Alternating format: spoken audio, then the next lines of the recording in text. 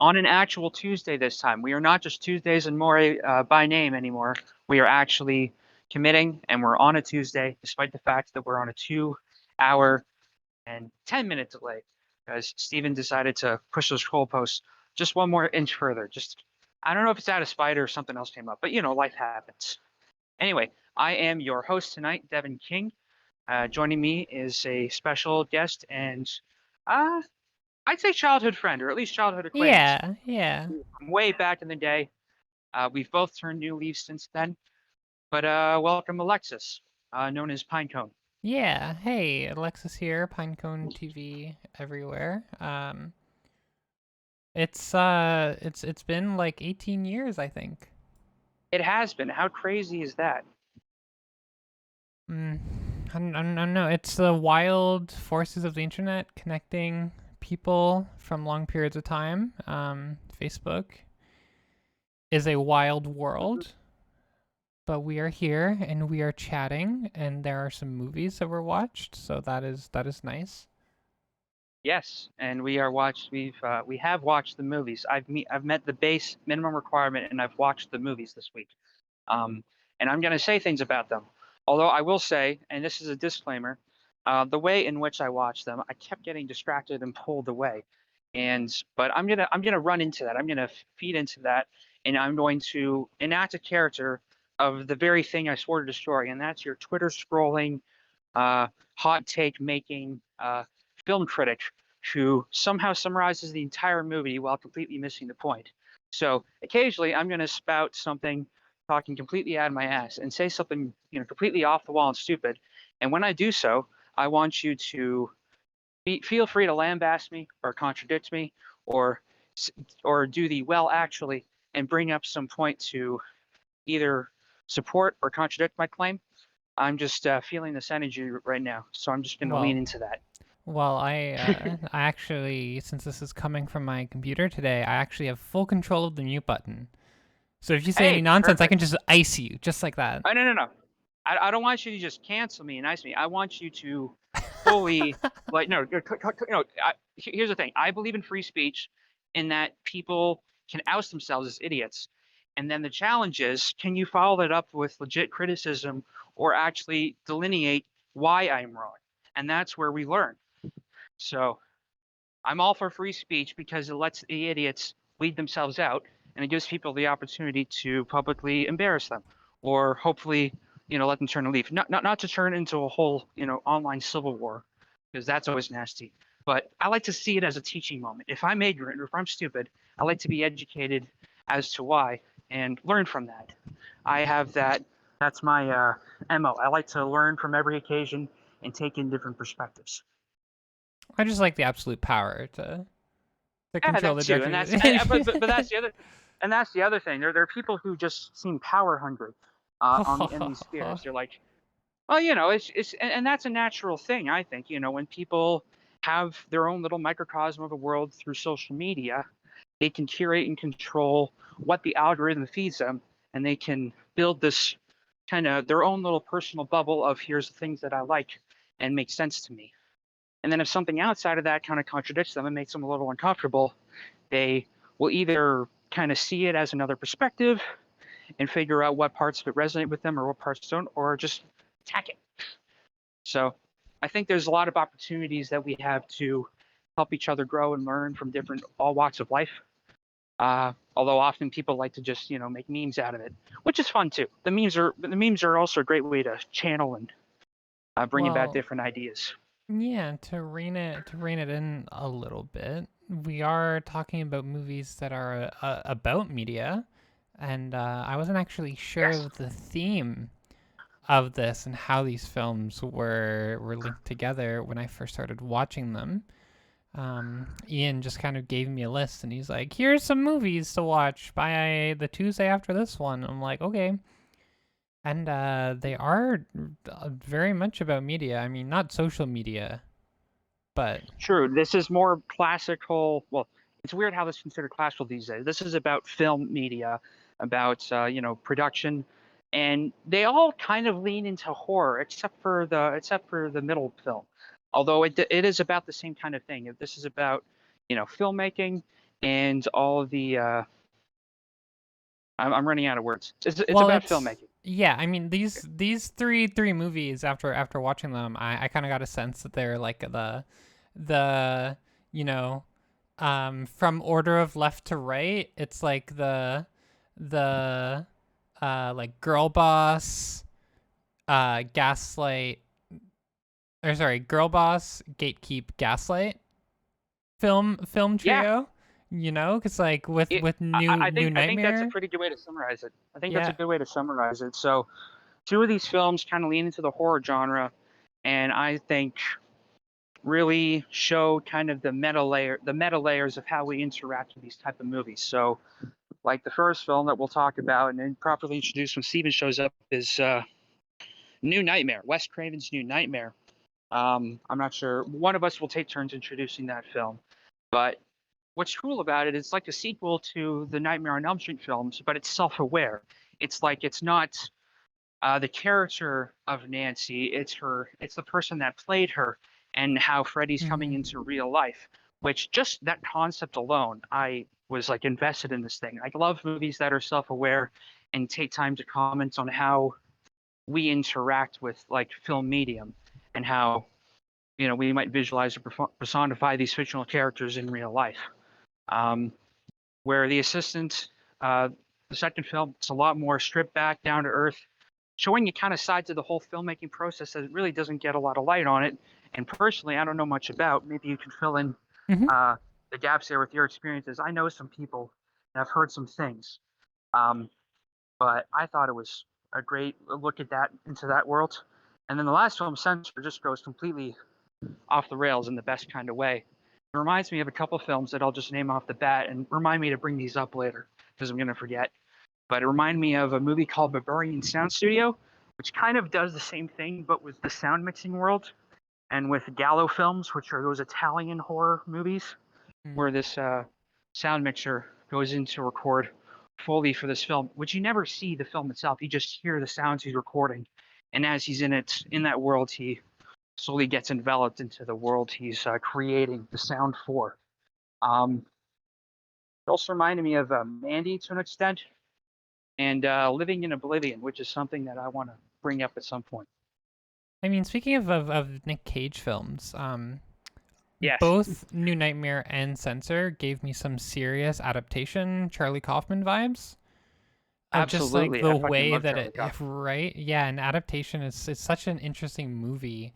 And I didn't know that I needed more stories that are about the writing of the movie that we're watching, but it's such a good narrative device that where like the movie is unfolding as it's being written, like that adaptation, like Yeah, Alan Wake and New Nightmare style thing is just such a cool way of writing a film because it takes like the the dramatic irony that the audience has and makes it a something that's inside the film that the characters can experience, like the characters get to experience dramatic irony, and I think that's just so yeah, cool.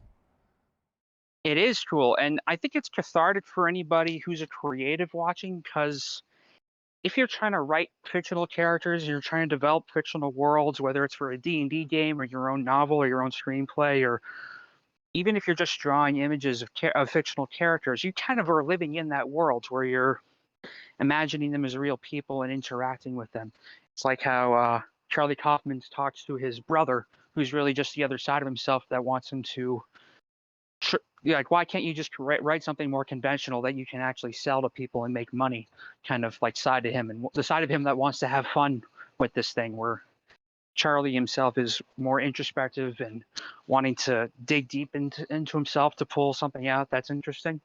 And it's cathartic, I think, for creative people to watch those and just see that story drawn out, because that's I think we live in that kind of world in our own heads as we're creating things. Hmm. Yeah, I mean, I adore just all of the movies that are like about the industry, like fictional movies set in the world of the industry. And like I don't want to delve too deeply into stuff before Steven gets here, but like the way New Nightmare used the LA earthquake too Ooh, yeah. 1994, because like we got it, like all of the damaged like LA turnpikes and like destroyed buildings. It's like so cool that there's this little piece of like Hollywood history that's in that movie. And then it's, like a part of the fabric of that movie. um Hello, Steven. That's Steven Hello, here. how's it going? It is Good. going. It is actually going. We are actually recording an episode on a Tuesday for once. Oh my goodness. Wow. How Okay. how insane is this? How, So what a story, Mark. Um yes, yeah, so where where are we have we started excuse me. Have we we're started New warming it. Nightmare? We're Yeah, we're we're not. we're, we're, we're, we're we have the pot on the back burner. We're just about to stir in the ingredients. We're just getting things heated up over here. But Oh boy. Steven, this is Alexis, a long estranged childhood acquaintance that I have that I'm reconnecting with and creating new bonds, and it's great.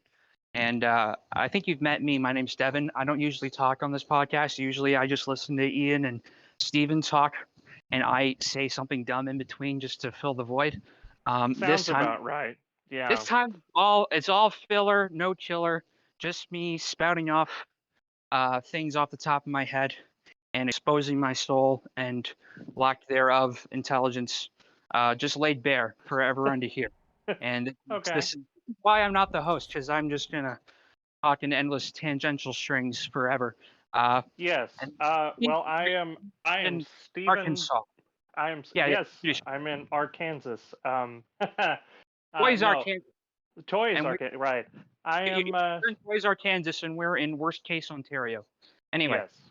Yeah, I'm Stephen Beeson. Hi, Alexis. Nice to meet you. Um, I am a independent. I am yeah, an independent filmmaker here and in English Hot speaker, Springs. Yes, English speaker. yes, very, very good English. Much wow. Here in Hot Springs, Arkansas, you can find my short film, Hopeless Romantic, on my YouTube channel, Beeson's Dogwood Studios. You can also find Hopeless Romantic Short Film on Facebook. Yeah, so I help these guys out sometimes and Ooh. make their You show have more entertaining. You have Uh, taken control of the polls, swayed them in your favor, but that's natural. Hey, I Just mean, wait a minute. Wait yeah, a minute. If I swayed them in my favor, my choice would always win. I lost last time. yeah, yes. So, Mr. Well, Beeson, without being uncharitable, he's taken over the request form and the ballot box in order just to maintain and control all the ideas that are spouted our way. Well, Because and also there are so this many. this episode tonight was actually a poll selected episode. So Ooh, yes. thank you to Discord user at Evil Reverend for suggesting this one. This was a fun little trilogy, and it rightfully won. Yes, and I'm mhm. so glad that it did because these were some fascinating films. As Alexis and I were talking, we love just the overall theme of these kind of meta exploration of filmmaking and how really it's just so cathartic to see these kind of films because I think anybody who's creative lives in this kind of headspace all the fucking time when they're creating fictional worlds in their head and trying to see how do they play out. Do things make sense? Does this correlate to my reality? Like, does what I'm writing on the page actually translate when I say it out loud to people? And when people say it back to me, does it sound like actual people talking? And this is the kind of hell world that creatives build for themselves when they're writing things. I think you're familiar with this process, Stephen, as you've entered in screenplays to some places as of late and are hoping to get some good results from that. Oh, definitely, that is true. Well, Yes. I think we just kind of we just kind of turned our mics on and went Devin, but I see Steven got to fully introduce himself, so I'm gonna also fully introduce Well, myself just so Yes. we Do. Do. we know everyone. Yeah, so Yep. I'm Alexis, Pinecone TV everywhere. I have technical directed and produced most famously Canada's Drag Race. But I've Wow. also created a few other smaller shows on, like Amazon Prime, and for actually a UK network called Jinx that offloaded some of their production to Toronto because it is very cheap.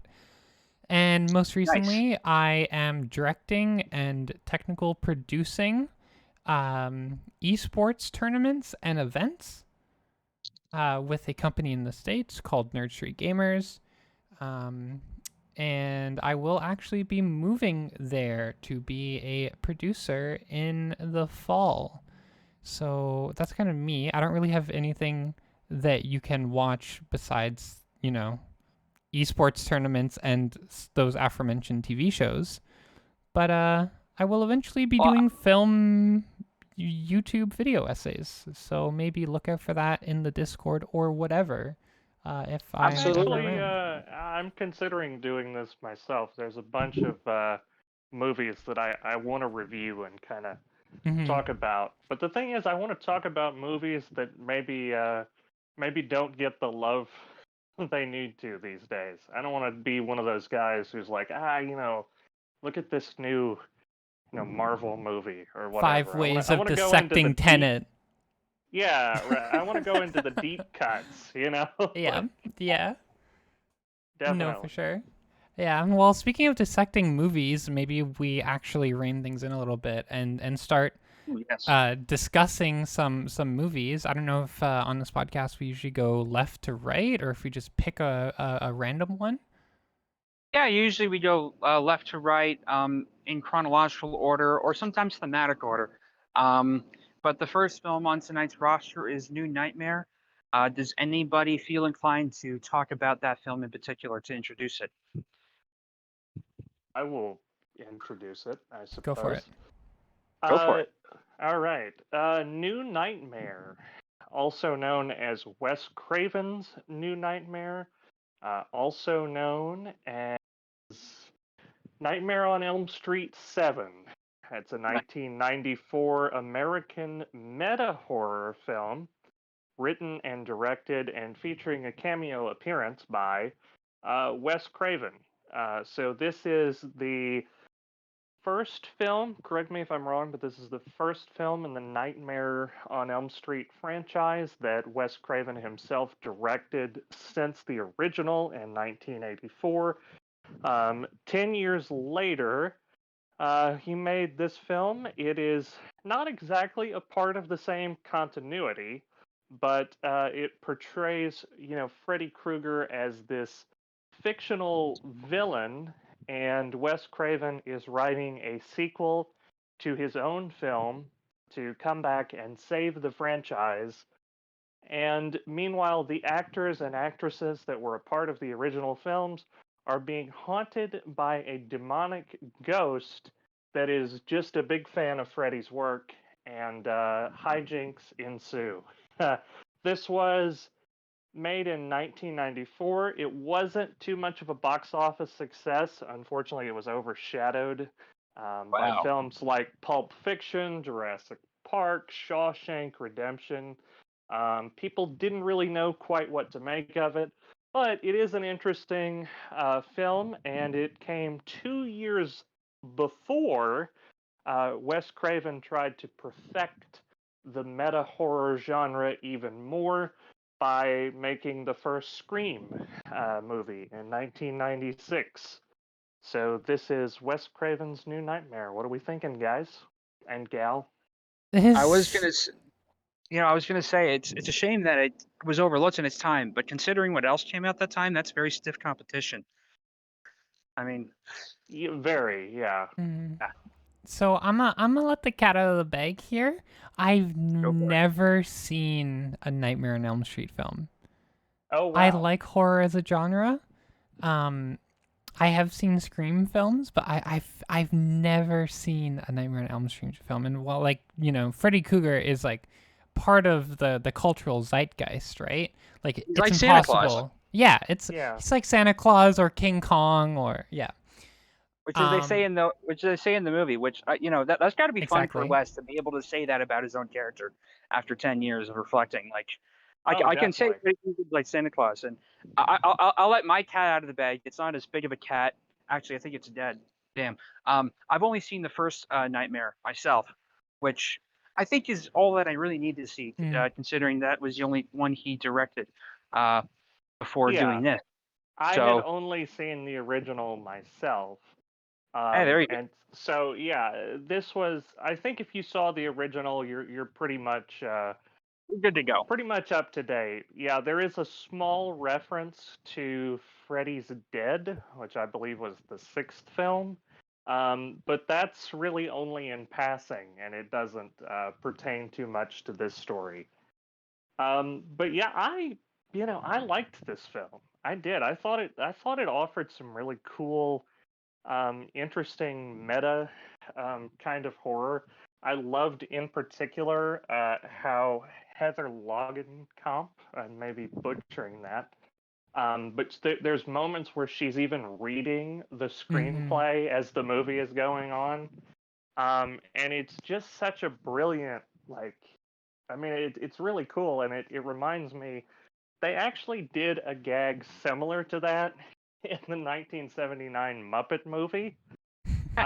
But it was nice to see it in a more terrifying sense than a comedic Kermit the Frog sense. So, If you ever need to know an off the wall Muppet reference, ask Steven. He knows those things by heart, I'm sure. oh, I do. Yeah, definitely. Okay, well, if I'm You, ever on You Want to Be a Millionaire, I will keep your number on lock for the rare Muppets question. I'll call a friend. Definitely. yeah. Definitely. Yeah, I thought the movie overall was really good. You know, not having seen a Nightmare on Elm Street film before, but knowing enough about it just through cultural like osmosis to get what they were going for, I thought, um, I thought it was a hoot, right? Like the Yeah. having them be real people in Hollywood made it grounded it for me in a way that a lot of horror movies aren't. And that grounding gave at least the first two acts of the movie um so much more weight because these are real people playing themselves. Right. Well, And and also, I don't know if you guys caught this, but there's a moment where she goes to the president of New Line yep, Cinema. yep. That Yep. was actually the president of New Line Mhm. Cinema. He wasn't an actor. Like, at the time, he was the president. Y- So yeah, yeah. there's a lot of this meta subtext that I thought, like, I mean, even in the more subtle bits where it's just like, oh, that is the actual like president, or that's Mhm. actually Wes Craven. I thought it did ground it and add this really bizarre kind of uh, Mhm. texture to it that I didn't see so much even in the original. This one just, man, it really impressed me, and I loved how that it's jumping between the real world and the dream world, and they're filming a movie, but it's also like this film within a film. I just thought it was really well done. Mhm. Yeah, I it really really. enjoyed it. Like, sorry, go on. Oh, I was just gonna say that it really takes like those different textures and does a really good job of weaving them together seamlessly. Hmm. I And thought the I world building, yeah, was great. I think the world building is fantastic. Just to jump off of your point, what's interesting is that it has all this meta textual layer in it, but it somehow still works in that conventional structure. Like, Mhm. it feels structurally similar to the first, Nightmare on Elm Street film. And I almost wonder if they could have taken it even further, because toward the third act, it felt like, although there's some caveats, there's some impressive things where suddenly, spoilers, she kind of becomes her character, where the other person start calling her by her character's name. It's like they're in the film world again, which I thought was really cool. I, but I almost kind of want to see like the behind the scenes of the making of this film for even more meta commentary. It makes me hungry for more. Like, I want to just keep going, like make it a fractal of self-referential, Right? Yeah. kind of layers. Like what if you followed this up again with another new nightmare, And what if he had, instead of, I like that he has his own cameo appearance in the film. Like you see Wes Craven playing himself, and she's talking to him about writing the script, and as he's been writing it, things have been like happening. This is basically Stranger Than Fiction before Stranger Than Fiction came out. Yeah, and But go ahead, what if sorry. they created it where they had a stand-in actor playing him? I'm just, but I just, and but they acknowledge that at the same time, and you see Wes just off to the camera, like directing it. I don't know. I could see it getting even more absurd and even more insane. Because I love this shit. This is my niche genre, if anything, of just self-referential absurdist look at movies. Yeah, well, it's actually funny you say that because Wes Craven, when he wrote the script for this, he originally intended to have a much longer and more important part in the story. I Hmm. don't know if he was going to be playing a character or if he was going to be playing himself, but supposedly there was a 30-minute long segment that he had written where he would be a man who had cut off his own eyelids trying to stay awake so that he didn't fall asleep and get killed by Freddy, or not Freddy in this case. Now that's Um, tremendous. Cool. yeah, and he wound up cutting it because I guess the studios weren't confident really in his acting ability, I guess.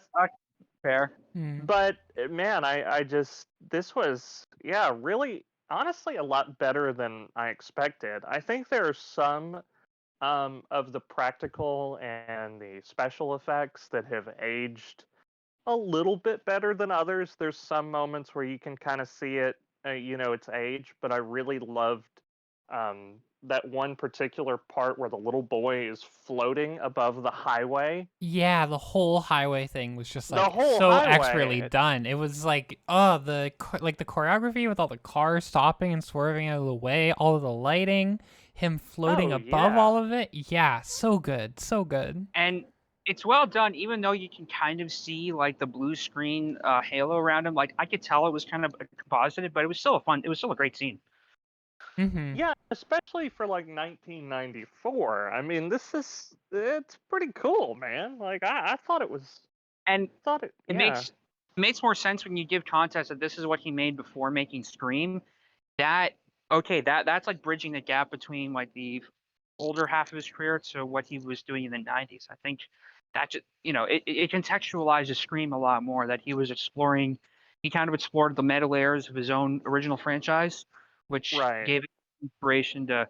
I love finding those bridges and gaps when you have a director who kind of changes their style seemingly across movies. I love finding the films that bridge that gap where you can see elements of both. It's like when you discover Sam Raimi made Darkman. You can see how he started from The Evil Dead, making those kind of movies, to Spider-Man, because Darkman's like the perfect blend of that. Yeah, definitely. One of the Sam Raimi is also doing Multiverse of Madness, the new Doctor Strange film, and I'm anxious to see that as far as how he blends horror and multiverse and madness and all of those things with a more traditional superhero narrative. So, but yeah, I mean, if you go back to Scream, I mean, there's even that moment where Wes Craven makes a cameo as a janitor at a high school, and he's dressed as Freddy Krueger. And I Yeah, think, oh, yeah, I love that. I think he was very much toying with these sort of um, levels of meta narrative and irony and deconstructing his own work. And that is always fascinating to me. It almost reminds me of, I know you went Sam Raimi, but it almost reminds me of Michael Haneke, who wrote and directed Funny Games and then wrote and directed the shot for shot remake of Funny Games over in America. Um, but yeah, I was very impressed by this one. One of the things that really stood out to me, speaking about effects, and Dev and I actually talked about this just a little bit while you were en route, Stephen, but Ah, there was an extremely large earthquake in Hollywood. that is used as sort of the set, like the backdrop for this movie, and it's like the most practical of practical effects, all the like destroyed buildings and like dilapidated turnpikes and stuff, because like real Yeah. infrastructure was destroyed in this earthquake. And I love the implication that this large Hollywood earthquake in 1994 was because of like this evil demon who is like a big fan of Freddy, like trying to come up from the underworld. And that's why all of the other, like the smaller earthquakes, are centralized on the character's house. And everyone's like, oh, we didn't feel any earthquakes. Because at first I was like, what are the earthquakes about? And then when I was doing some reading about the movie, I was like, oh my God. Like, it was actually filmed right after or after or during a like a huge Hollywood earthquake, and all of the like the destruction was real. Yeah. And that's Think funny. about you can almost read it like the earthquakes almost unlocked these characters that were hidden away in, these vaults in Hollywood on the film reels and them escaping. I don't know. I just got that idea suddenly of the earthquakes kind of unleashing all this meta narrative stuff.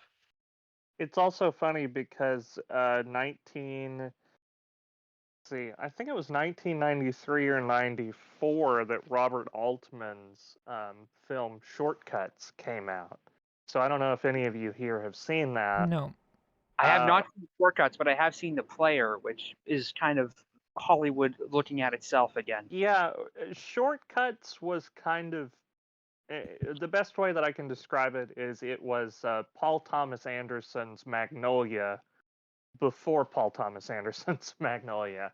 Wow. It's a lot of different characters interweaving, and all of these narratives coming together. And again, kind of going back to the Magnolia reference, there's a scene in Magnolia where all of these frogs fall. I mean, spoilers, but that big moment is what brings all of the characters together. And in Robert Altman's Shortcuts, they have one of those big events that brings all the characters together, but in that film, it's an earthquake. And that was released right around 93 to 94 as well. So that's kind of an interesting little tidbit that these films were right around that time, and Hollywood was kind of incorporating those real events into their narratives, which it kind of dates them, but it also actually benefits them a little bit, and it's really kind of charming in a sense. Yeah, and I love it really grounds it in reality, which for a horror movie can do a whole lot for your suspension of disbelief. Definitely. Absolutely. Because, like, if Def- you look at a bad effect in a horror film, it can take you out of it if you're not fully wrapped in the plot device of the movie. I think Freddy's is a really good plot device. If you fall asleep, this person can kill you. That's a scary thought in and of itself. I love when a horror movie villain can tap into that, you know, basic visceral human level. Um, and that's where real fear is kind of found. And that just makes it fun because you can really connect to it. But yeah, grounding in reality is super important. I almost wonder if like the earthquakes almost threatened Hollywood's infrastructure. This is me being meta again. But and maybe they felt the urge to kind of tell their own story in a more meta sense because of that. Or maybe I'm just yeah. tying two arbitrary events together that happen to be in these movies. It's really cool. I really want to explore that one now that you mention it. And it's funny you compare it to Paul Thomas Anderson's Magnolia because PTA dedicated his later film There Will Be Blood to Robert Altman in his passing. Yeah, I think Robert Altman was definitely an influence on PTA, especially his later work with Magnolia and There Will Be Blood. yeah, There Will Be Blood. Yeah, but I mean, even Boogie Nights has a little bit of that, just multiple, people running in and interweaving through this long, narrative. But Mm. anyway, back to New Nightmare.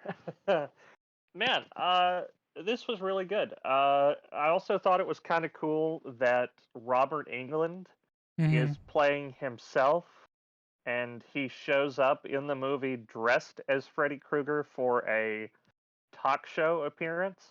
But so he's basically, I mean, in a way, he's pulling triple duty because he's Robert Englund. He shows up as Freddy Krueger for a minute, and then he's actually this demon that is just the Freddy fanboy. Um, and I thought it was really interesting that they got all of these different stars. I mean, Tuesday Night, who was in one of the earlier Nightmare on Elm Street sequels, even shows up in a cameo appearance. Not a speaking role, but she's at the funeral for Heather Langenkamp's uh, husband. And actually, Wes Craven had revealed sometime after making this film that he wanted to have Johnny Depp come back from the first film, but he never got up the nerve to ask him back. He was like, he's never going to do this. So he didn't ask him, but Johnny Depp said years later that he would have done it if Wes had asked. But yeah, it's kind of neat seeing all these people come back and one last time. Yeah, I the thing with Robert Englund too is that I don't know if if you watched the credits at all once they were rolling. I did not. No. So it says that Englund is listed as playing himself. Freddy Krueger in the credits is listed as playing himself.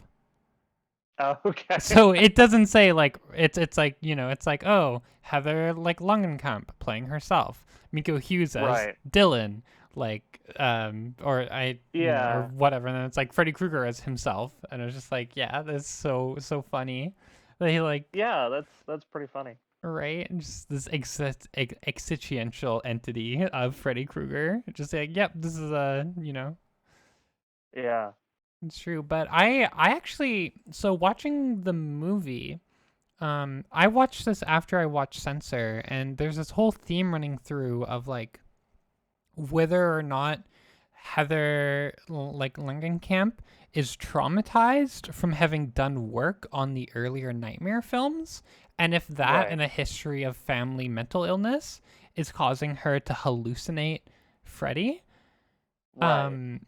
And part of my like grounding thread from earlier is that like I love the fact that we don't really know if Freddy is real until like other people are like seeing, the Julie babysitter character get like thrown around. It's like the whole time it's just like building thread of like maybe she just is traumatized by working on these movies so much. Yeah, and that's an interesting train of thought, that especially because it's Wes Craven directing this movie about a movie he directed with her in it. Like that's so interesting that it's almost like, yeah, kind of roasting himself in a way. Well, yeah, like correct me if I'm wrong, but Heather was a teen in the first movie, right? In Nightmare on Elm Street. I believe she was, yeah. Yeah. And it's actually funny because, gosh, the first movie, Nightmare on Elm Street, 1984. I'm Googling this. I remember it, but I want to make sure. So Heather Langenkamp played Nancy. Yep. And there was another character played by Amanda Wyss, who was in Dazed and Confused and a few other films, that played Tina. And the whole beginning of the first Nightmare on Elm Street, you honestly think that Tina is going to be the protagonist, in the sense that she's going to be the one to defeat Freddy and be the final girl, and it does not end well for her. And I think Wes Craven had gotten that idea from Alfred Hitchcock's Psycho, how they switch protagonists in the first act. And what was funny is that, so Amanda Wyss was Tina, and she dies, and then Nancy takes over. But that same gimmick was repeated again in Scream with Drew Barrymore's character. If you guys remember, she was the blonde who answers the phone, and you think she's going to be the one, but then she dies. So it really does add just more and more levels of irony to the whole thing, and it's really brilliantly done. Probably like more than I even expected. Well, she's just, she's the reigning girl boss of the Nightmare series. Exactly. Yeah. Like she's the one who can kill Freddy, right? Like she's Yeah, the girl boss. exactly. Yeah. Alexis had a fun way of summarizing all these films in one word phrases, and so the first one's girl boss. What's the second one? It's gatekeep. Yep.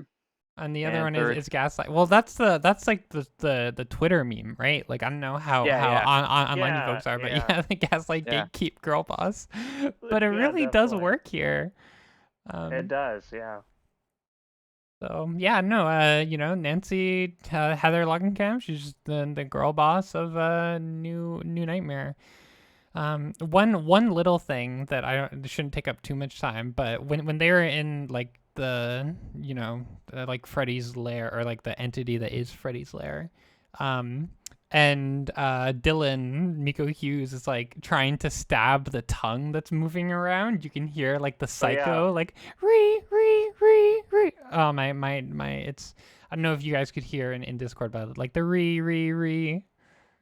Like it's squealy. I was like, oh my god. I think it let the first read through, and then it filtered out the other ones because I figured it was a background noise. Yeah, exactly. I've tried like doing weird voices or certain things through here, and it just blocks it out because it figures no, that's an error. Like if I go in this kind of voice, it starts to filter it out because it figures that's a background noise that kicked in. It's not me doing it. Discord's convenient 90% of the time, except when I'm trying to have fun. Yeah, well, how did we feel about the descent into Freddy's lair, like that third act? Because that was the only part of the movie that didn't play amazingly for me, and I get that it was something similar in Nightmare 1. Well, that's the thing. I think what it was a kind of reference to. It's really the first nightmare you see in Nightmare on Elm Street, so I think that's what it was. And if you had seen the film, maybe it's a little more rewarding. It feels like okay, we're coming back to this. It's like a bookend kind of thing. Although I agree, the way the scene plays out is like any other Nightmare on Elm Street scene, and it makes me wonder. That's satisfying to the fans because if you've seen the first one, it's like bookending, kind of like how the movie sort of started out to where this is ending, and hopefully capping off the series for good. But it makes you wonder if it could have gone even further with the whole meta layering thing. Like, well, yeah, and it could have been scarier, right? Like nightmares are scary, and it got so campy that I lost a lot of the tension that was created. It was fun, but I feel like it could have gone further with it for sure. I think it maybe could have. I don't know. I didn't think enough of it to knock any points off. I mean, I did enjoy the ending, and I think like Devin was saying, it kind of benefits from having seen the first one, but it did kind of play it safe in a sense. Yeah. It's like taking an unconventional plot of a movie and giving a conventional ending to it to make it kind of audiences. Yeah, and I mean, I do understand that. The only thing that I would say in its defense is that the Freddy waterfall that she falls down was incredible. I loved that effect. That was amazing. Was cool. Yeah. So I will forgive that. But I kind of understand where that could I kind of want to see more of that. Like, how does Freddy see himself? How does he idolize himself? Does he dress his image all over the place in like a thing of self-worship? I don't know. I'm suddenly getting more ideas of how they could have pushed that to more absurd like levels. Like this demon that is obsessed with, Freddy's image. Does he plaster that over the place, and is suddenly everything made of Freddy? I mean, he probably wouldn't have the budget for it, but how fucking cool would that be for an ending that explores meta layers like. Yeah, and so going back to Sam Raimi, Sam Raimi had actually been tapped to direct a Nightmare on Elm Street film at one time, and his pitch for that film, I'll see if I can find a link to it and drop it in the Discord, but his pitch was that there would be dumb teenagers who had figured out like this legend of Freddy, but they weren't scared. They were super, they were super into it, and they wanted to create a cult of Freddy. So they were all taking sleeping pills and knocking themselves out in hopes that they would get to see him in their nightmares, because they just loved him so much, and they were just edgy boys. So I kind of want to see that. yeah, I know, yeah, yeah. So it's yeah, I mean there's ways that you could take it a little further, but man, I had a blast with it. Mm-hmm. Yeah, Oh, yeah. I agree. Do we do ratings on here? We Is this do, a out of- ratings yes, podcast? Out of 10. Numerical ratings. You can add a point to it if you want, if you feel the need to add that. But yeah, we do cap this off with the rating before switching to the next film. Yeah, I mean, I'd give it a solid 8. I would say Nice. it was a good movie. Devin, I'll go ahead. Go ahead. You know what? I liked this movie. I thought it was solid. Thought it had, maybe a few flaws here and there, but most of it I could look past because it was just fun. It was a great horror film. I enjoyed it. I'm gonna give it a 9.5. Nice. That's a high rating. It is. Yeah. That is. I think this is a great film. I was sold on it basically from its concept on paper alone. It is Right. very much of its time period of the 90s, but now that I'm thinking about it, I think it could have gone a little further with the absurdity. It is about within my realm of expectations of having seen it. I do think when you contextualize it with the fact that he made Scream after this, I think this was a great stepping stone toward Mhm. that franchise. Yeah, you know what? I think I'd give it a solid 8 as well. I think it's a good Mhm. film. It could have been better in a few feels, but it pretty much delivers based with what its concept is, and that's exactly the kind of niche genre that I like. And this is a perfect film in that. Also, the kid was terrifying. He was. He was very scary. Yeah. Yeah. He gives Danny a run Jesus. for his money. He gives Danny Yeah. from The Shining his money. Oh my Definitely. god. Yeah. Yeah. Cool. Well, I guess we move on. Yep. The Yes. assistant. We're doing. Which is next? The assistant Yes. 2019. Would you like to introduce this one, Alexis? Sure. So this is the gatekeep of our trio of movies, and it's directed, written, and edited by Kitty Green. Nice. I have not seen any other of her films, but it is a small scale look at one woman who's not quite like other girls in the film industry, working for a prestigious production house in New York City. And she is an assistant, and she is working harder and working more hours and pulling a bigger load than all of her male coworkers. And essentially it's a film about a day in her life, working for the film industry, man. And I felt like it was a very extremely personal tale from Kitty Green, starring Julia Gardner as the assistant. And yeah, I mean it's about her getting up, going to work, spending a day at the office, and basically, being kind of emotionally manipulated by her boss and like not taken seriously by her colleagues, and just struggling to do what she wants to do, which is make movies. Yeah. Yeah.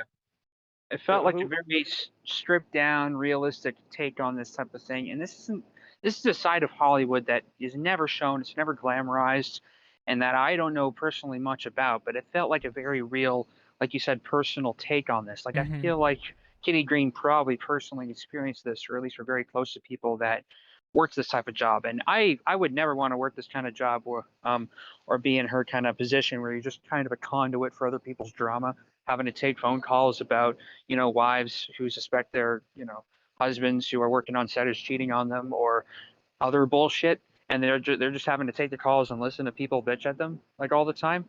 Yeah, I Yeah. would I wouldn't want that Well, job. But yeah. these Okay, go ahead. people that Sorry. deal with that Hollywood on-set drama, people that this people that deal with that kind of on-set drama and take the calls and itemize it or whatever, like they're the ones dealing with the shit end of this stuff that they do. Yeah, Was it he a does robot to feel you as well? a little bit. He was a little robotic. I break Yeah. up a little bit. Yeah, a Yeah. little Well, bit. I was just praising the film for showing this side of Hollywood that we never see, and the people who are dealing with directors and other higher level people's all their bullshit when wives suspect that they're cheating on them or other drama. They're basically a conduit for their drama and having to make paperwork out of it.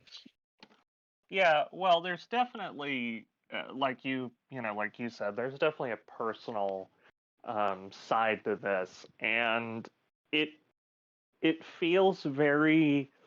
I gotta say, some of the pacing was probably my biggest issue because there is a lot of it that feels a bit monotonous in places, and I know that's by design. Yep. But yeah, it's a little bit. It kind of drags a little bit. And it doesn't seem like. I mean, there's these long periods of she's taking phone calls, she's microwaving her lunch, and it's really trying to, excuse me, get you into this kind of monotonous cycle that this character is going through. But I don't know exactly how much that works for me on a narrative level. Mm-hmm. Yeah, I think one of the main things is that like it really is about that oppressive atmosphere and of Right. like the work environment that she's in, and just like everything is fueling that. Like I don't know if you were watching on a good audio setup, but like positionally we could hear sounds Oh like yeah. way closer to the like microphone or like listening apparatus than what it would be like if you're standing where the camera was. Like we're like on a wide shot of the room, and all you can hear is like it's like keyboards clicking and clacking, and it's just like why am I getting like a shotgun mic pointed at a keyboard in my ear? Like Right. Well, that's what? that could be due to like Foley work that are really emphasizing those sounds. I've heard Foley artists either are way too subtle or way too upfront with the sound design that they implement, or they take away sounds that don't make sense. This is my experience working as a student filmmaker, working with people in the audio department. There's like this interview where a guy is talking and he slaps his knee at some point, and they decided to cut out the sound of him slapping his knee, which makes me notice it even more. Like I don't Right. mind Yeah. like if the sound of his knee slapping is louder than him talking, sure, but to remove it completely, that's just nonsense. That's like Well, I think overcorrecting. it's very intentional, I think, right? Like I think it's all about True. building the atmosphere, like the sounds of the buttons on the phone being clicked and the sounds of Yeah, like the it's like keyboards you're typing and like the you're buzz of being the fluorescent lights. you're being taken into her world, into her experience where she hears these sounds all the time, and it slowly in the background just drives her a little crazy. Yep. Not like everyday life. If you're in this monotonous cycle and people aren't paying attention to you, you kind of get almost hyperfixated on these kind of sounds, and they're just slowly grating at you. And I think Right. that was the intention of it, of Yeah, having I those Yeah. never want to step slightly in an office overemphasized. building again. Yeah, After that movie, I was like, Yeah. ah. I mean, again, I kind of go back to the pacing, though. I mean, I think there's parts of this film that would kind of work better as a short film. Mhm. I'm not sure that this is quite justified in an hour and a half runtime. It I do like the cinematography, like you guys said, Mhm. the sound design. There's a lot of really good framing, and a lot very of immersive. good, It very doesn't feel interesting. yeah. Yeah, very It very doesn't feel interesting. stylistic. It just feels like that's the scene. That's how the scene should be captured. Right. Yeah, there's a lot of symmetry in shots and the production design, and everything has a very modern, sleek look to it. There's moments in the film that it almost looks just too clean, like a little bit sterile in some sense. And I think that's again by design. I kind of wanted more out of the ending, I think. I know I'm kind of jumping ahead, but the ending was kind of a bit unsatisfying for me. I feel like this film has a lot of questions, and I'm not sure that it answers them in a um, satisfying sense. Well, here's my question: does it have to answer the questions that it brings up, or is it just their job to kind of explore these ideas and show a slice of Oh, life? no, no. I mean, look, I mean, I'm not saying that it. Well, to answer your question, no, it It, doesn't have to. It doesn't have to answer them. But I wish that there was a bit more of a satisfying conclusion, right? Like there how should be something. satisfying for you? She Well, I becomes the mean, girl boss. yeah, she Okay. becomes a girl boss. She calls the higher ups of some I don't know. I mean, but it's like it just kind of feels like it's kind of wallowing in misery a little bit, and I think that I would have liked. And again, I hate to criticize a film for what I would have wanted it to be. That seems unfair, but I would have liked a little bit of more of a silver lining. Um, Now, what I will say is in favor of this film. Uh, I like that it has the balls to just exist as a Mm-hmm. film that's looking at this through this ugly, harsh lens. Most of the times, and this film is obviously no exception, most of the time that films like these are made and they portray Hollywood in a very negative light, they very rarely get attention or awards recognition or anything of that sort. They're usually, it doesn't matter how good they are, but it's like Hollywood has this kind of need to feel good about itself. And so anything that Hmm. casts a negative light on Hollywood usually gets pushed away. Um, Even in the case of Mulholland Drive, which is certainly a more surrealist art film, you know, so many people will say that Mulholland Drive is one of the best films of the 21st century, and rightfully so. But it wasn't nominated for anything. Like, it didn't get any praise at the Oscars. It didn't. And part of me has to wonder, how much of that is because it's a really dark look at the industry and how that sort of you know kill or be killed mentality, especially around young women who are Mm-hmm. actresses, uh, was shown in this film or Mulholland Drive or any of those kinds of narratives. So um,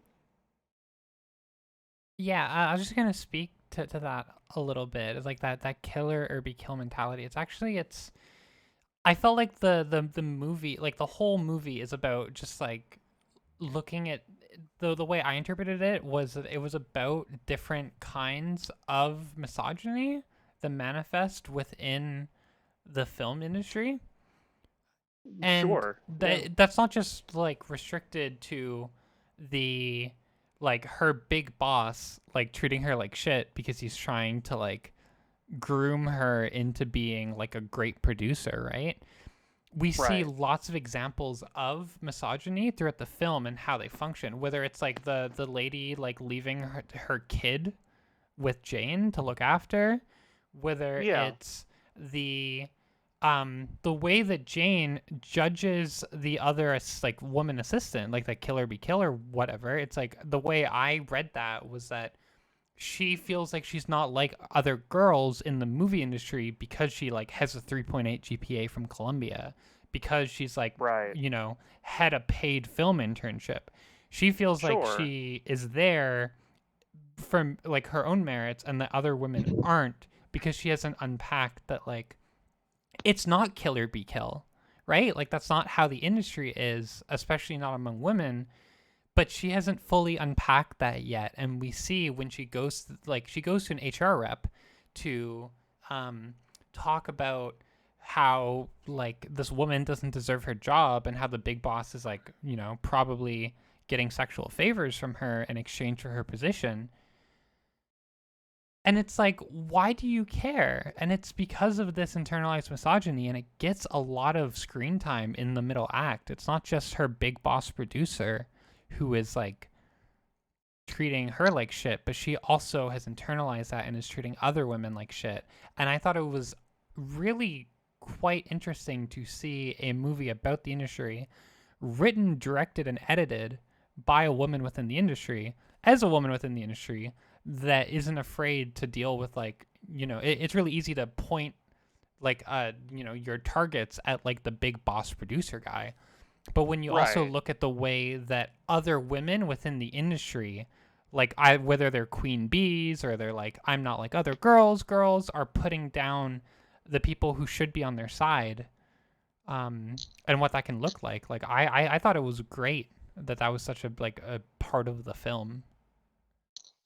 Yeah, definitely interesting because I mean it does kind of, I mean I agree with you, and I think this film was definitely inspired by the Harvey Weinstein case and Mm. that whole scandal. And so it's interesting that there are women that probably enabled this kind of behavior, and there's women who look the other way, and there's women who also you know like you said, in this weird internalized way, were like somehow jealous of the whole thing, and it's a really weird dichotomy to kind of balance. And I agree with you that the film did do a good job of that. Mm-hmm. um I did like, um I kind of go back to uh, the cinematography and the framing of certain scenes. There's a lot of great symmetry. Mm-hmm. Um, and like you said, the sound design. I also thought the performances were pretty good. Yes. Julia Um, Garner is so good. yeah, she's really good in this. She's really good in Thought everything. well, and I thought the guy who gave her the monologue in HR, I thought he was pretty good. Mm-hmm. Um, Yeah. I don't know exactly, and this kind of goes back to my first criticism, is I don't know exactly um, where the character depth is, as far as what do these characters sort of learn at the end of the story. In particular, I wonder what Julia Garner's character, the assistant. I wonder kind of what her takeaway, like what has changed over the course of the film that changes her for better or worse. Because that last shot is very Mm-hmm. ambiguous, and it does feel purposeful and purposefully ambiguous, to where she's looking up and you see the window, looking down at her. And normally, when you see shots of that in film theory, or those kinds of, you know, downward um, shots, that's almost like, we're looking down on her, right? Like she's looking up in a sense of longing. And I thought that was a really weird Mm-hmm. sort of note to end it on. Um, I Yeah. don't know. Did anyone have any thoughts on that ending? I Well, do, but Devin can go first.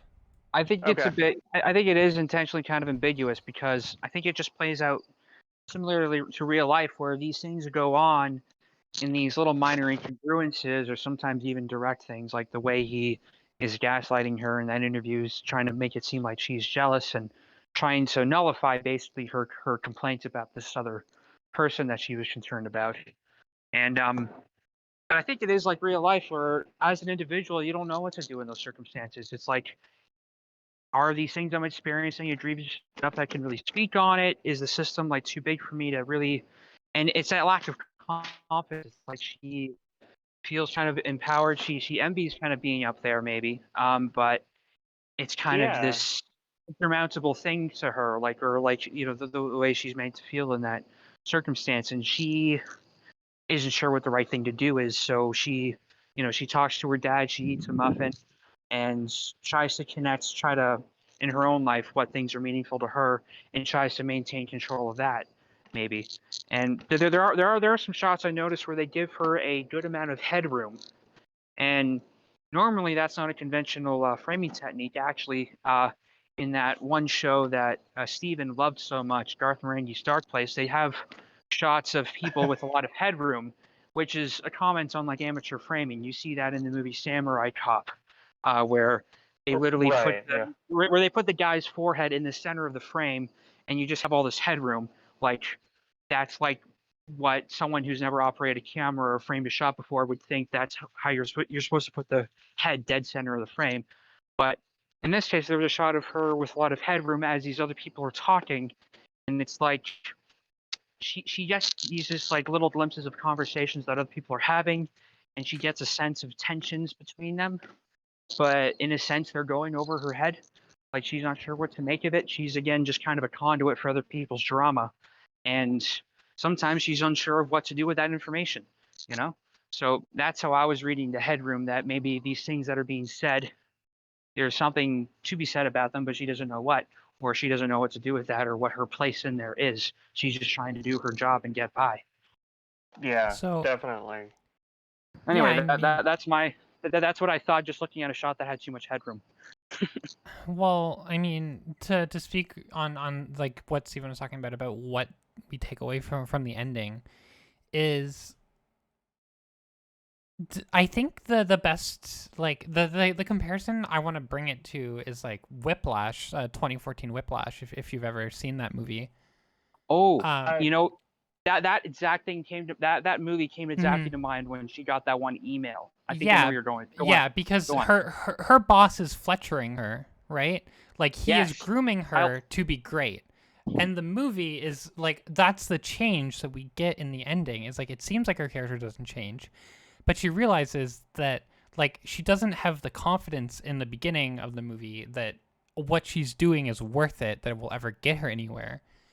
But by the end of the movie, when she gets that email before going back, she realizes that in a way, she is being groomed by someone to be excellent, and it's something that she has always seen in herself. And even if it means letting herself be taken advantage of, she has the confidence that she can like get there if she lets it happen, which is obviously a pretty insidious thing because like the spoilers for Whiplash, I guess, like the implication is that at the end of Whiplash, like the Miles Teller character is like great for a while before burning out on drugs and probably killing himself.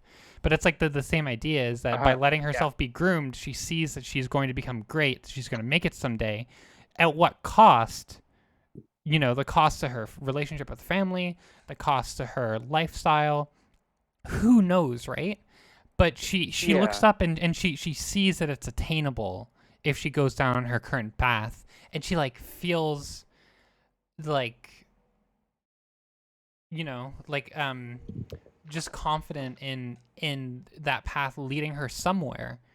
And I think that's kind Right. of like our takeaway is that she's not quite sure where she's going, if it'll ever amount to anything. And then in the end, she's like, it's well, almost like this. Almost like this systemic pathology that there's a certain career path I have to take and to please other people, and in some cases in my work, but it kind of destroys you as a person. Um, and actually, with Whiplash, it's kind of the same kind of gross feeling at the end where he spoilers for Whiplash, he pulls off an amazing drum solo, and in a sense he succeeds, but but at what cost? he's always going to be seeking validation from Fletcher, and he's going to be destroying himself in the process. And like you said, he probably will end up being Yeah. druggy. Like, sure, people And might remember who yeah. he was, but he doesn't have a fulfilling life. And you like know in Whiplash, like the similarities is that he makes a choice to give up his family in Whiplash because he like his dad's there to give him a hug and he turns around and goes back on stage. This is the same. She's on the phone call with her parents after her dad's birthday. She's like on the phone like wishing him happy birthday late, super late at night, and they're like, "Oh, well, you should call us on the weekend." And she's like, yeah, for sure. Like, I'll call, I'll call. But like the idea that she's putting her family on the back burner, and I got the impression she was going to continue to put her family on the back burner and keep on going down this path. It's like the same choice, right? It's like giving up It's what's in your life to let yourself be groomed by someone in the industry with more experience than you. Right. And I like how subtle that is too. It feels, I feel like by playing it out that way, it feels a lot more relatable in real life, and how these things can happen in the most subtle of ways. Like you said, you miss your relatives or your father's birthday, and you apologize, and you're like, yeah, I'll make up for it, but then you eventually don't because you're going along this path where you're slowly straying away. And I like how subtle that was. It's a very eloquent way of showing that. Now that you put it that way, I can't believe I didn't see it before, but it just that makes sense. Yeah, well, it's almost kind of like that deal with the devil kind of thing. Yeah. It's you're succeeding, but you're giving up a piece of your soul for that art and for that recognition. So that's definitely an interesting thought, and I actually hadn't thought of that myself, so I'm kicking myself now. But um, but yeah, that's I don't know. definitely an interesting kind of look at it. I agree with you. Yeah, and I don't know. As a woman who's worked under a director who would yell at people, who would berate people, who would treat people like shit if they didn't do excellently, I like the movie was actually pretty personal for me in some ways because like I remember going into work being afraid that if I messed up, I would get scolded or like yelled at by a man who was like twice my age, and Yeah. Well, in and I some mean, ways. go ahead. Yeah. Oh, I was just gonna say, like, and in some ways, like, I learned more working with him, and this is not a defense of his actions, but like through working closely with him for like 2 or 3 seasons of a TV show, like I gained the skills that I needed to like confidently be able to direct an episode of that same show, and like Right. I wouldn't be where I am with my like in my career without having like working directly under someone who like would scream at people if they fucked up. And so like these Yeah. movies resonate with me in a weirdly personal way. It makes me wonder, not to cut you off, but I do think this is giving me so much. I'm having a little mini epiphany right now, but it makes me wonder what the demand of the industry is, that it kind of almost requires that type of asshole kind of direction. Like, in order to get things done, is there not a way that we can be as efficient and functional to create the things that we're making, but not be an asshole about it? Because I work uh, at a factory, and there are certain parts that people work at where they almost seem to be conditioned to work in a certain type of way because of the demand of that particular thing. And I've worked with somebody who, whenever there's a little minor inconvenience that comes up, they just start throwing shit and yelling, and it's really unpleasant. I try to Sure. laugh at it. I try to laugh at it as I can to try to make little of it, but it does affect me. You know, after the fact, just working with that person, that any little minor incongruency I could do could be, you know, could be blown out of proportion, or could be taken as in a hostile way, and it's terrifying. Even just as another guy, like, this guy's twice my age, and if he starts throwing shit, I'm not going to be in a good place. Um, and and sometimes directors who have certain demands that are under certain pressures to get the shot or to do whatever they're there for, they can kind of create that same hostile environment and that thing. And there are directors who have been famous for that, who would treat their crew as secondary or treat their actors and other people working under them as secondary. And then Yeah, we there's talked about that with Kubrick and Shelley yeah, Duvall. yeah, And yeah, not to cut you off, but I mean, I've had experiences where I won't, name names here, but I was hired on to be um, to help manage a film production, and there was a lot that went wrong on that film. But one of the main things that was going on was, the director was acting a little bit, as the kids would say, sus about one of the female crew members. And so it wound up being that the film, never came to fruition, and there was almost a restraining order and a lawsuit and all kinds of, unfortunate things. And I think it's, I think it's unfortunate that people, kind of like absolute power corrupting. Um, Sometimes it's not even absolute power. I mean, you see guys like Harvey Weinstein, yes, that are, nobody's told them no, and they're making billion-dollar movies. But then you also have guys who are just looking for that one thing that they can control. And it doesn't matter if it's a Exactly. $250,000, short film shot on a, like a potato or whatever, but it's like whatever bit of power that they have in that industry, they're going to exploit, and they're going to use it in, unfortunate and demeaning ways. And so, yeah. And this comes back to my point that it almost doesn't matter what position you're in. There Oh, are yeah. go who sometimes are hungry after that one modicum of power that they have, and they will loiter at whatever chance they get in whatever Yeah. position. They're like, I don't think there are too many grips that survive on the industry being an egomaniac, but I imagine it's possible. And that same person that I was talking about who would act hostile from working at a certain part that demands an intense, on your toes all the time kind of energy, he brings that same hostile energy out of a machine that doesn't demand that. It's like that now they're too bored and being an asshole. So really, he's just carrying that chip on his shoulder no matter where he goes. It's not it's not the work that's demanding it. It's just that's just how they are Okay. coping in their But life, and they yeah, but carry that on. think about this. He goes home to his wife or whatever, and he's that way too. Hmm. Um, Hmm. so he's, it's just, yeah, it's one of those situations where you're constantly kicking the dog in a sense. Um, Yeah, there's something deeper in them that they haven't dealt with, and it's you know, it right, shows. It shows. and Yeah. it's not to excuse the behavior, but it's just to say Oh. that, yeah, this stuff goes unchecked, and people tend to take it out in horrible, abusive ways. And So this is yeah, why I've grown to, and I think some film students, and I'll call myself out here. When I first saw Stanley Kubrick's films, I was in the back of my mind subconsciously almost idealizing the way he worked, and maybe Hmm. okay, maybe my relationship with the people are secondary if the end result is good. Maybe it's all forgivable. But no, you don't. yeah, If you act in right. any way like that without knowing what you're doing, people are not going to want to work with you. It does not work out at all. Well, Not to say that I've tried, but I I've prefer seen the David people try Lynch that. method. This is why I've appreciated David Lynch, because he is nice to everybody, but he dives in his films into some really fucked up dark territory.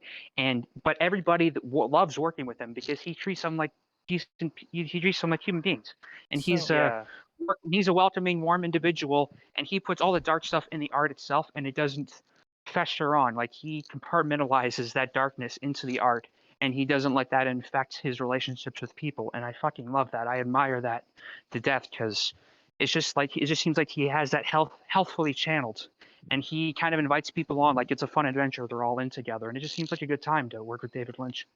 yeah, it so does. Yeah. when I one of my takeaways working with that director, I mentioned, and just like in general as someone who makes shows, is that you can be critical, you can have high expectations, you can Hmm. strive to do excellent in the art that you create, especially like in those collaborative working environments, without ever being cruel. You can Yes. Yeah.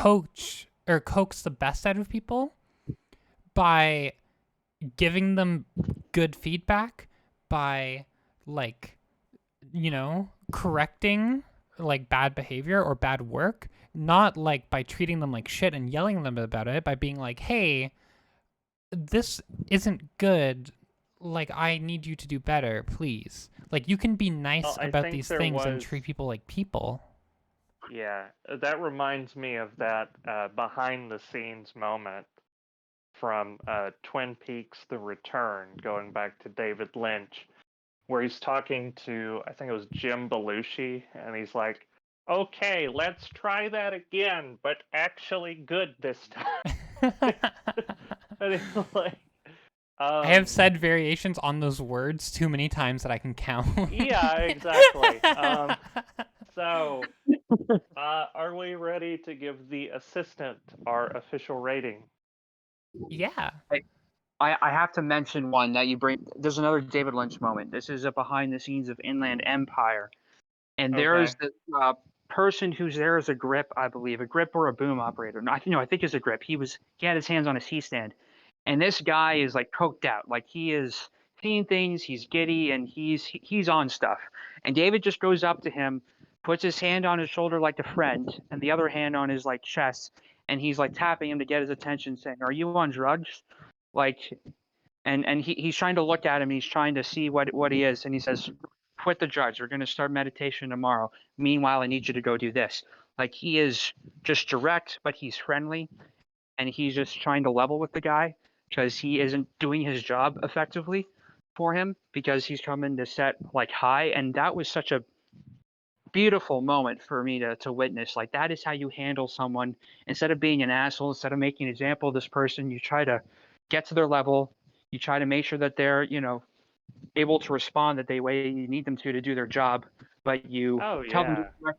get off Mhm. the drugs. We're here to make a movie. I need you to do a job, and we're gonna and here's an alternative. We're gonna start meditation, and Yeah. he prescribes that to people. I would And I love to meditate with David Lynch. That sounds amazing. oh fuck yeah, it Yeah. does. Like, I holy mean, shit, that's how you handle that kind of situation. I love it.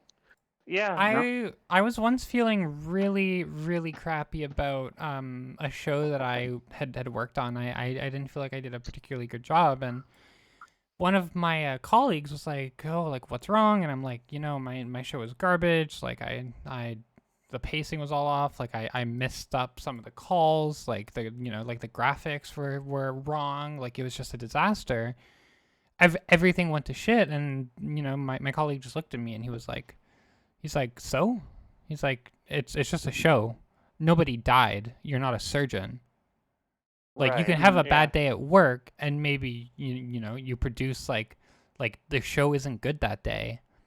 But like there's going to be more shows and nobody is hurt. People will just Right. change the channel.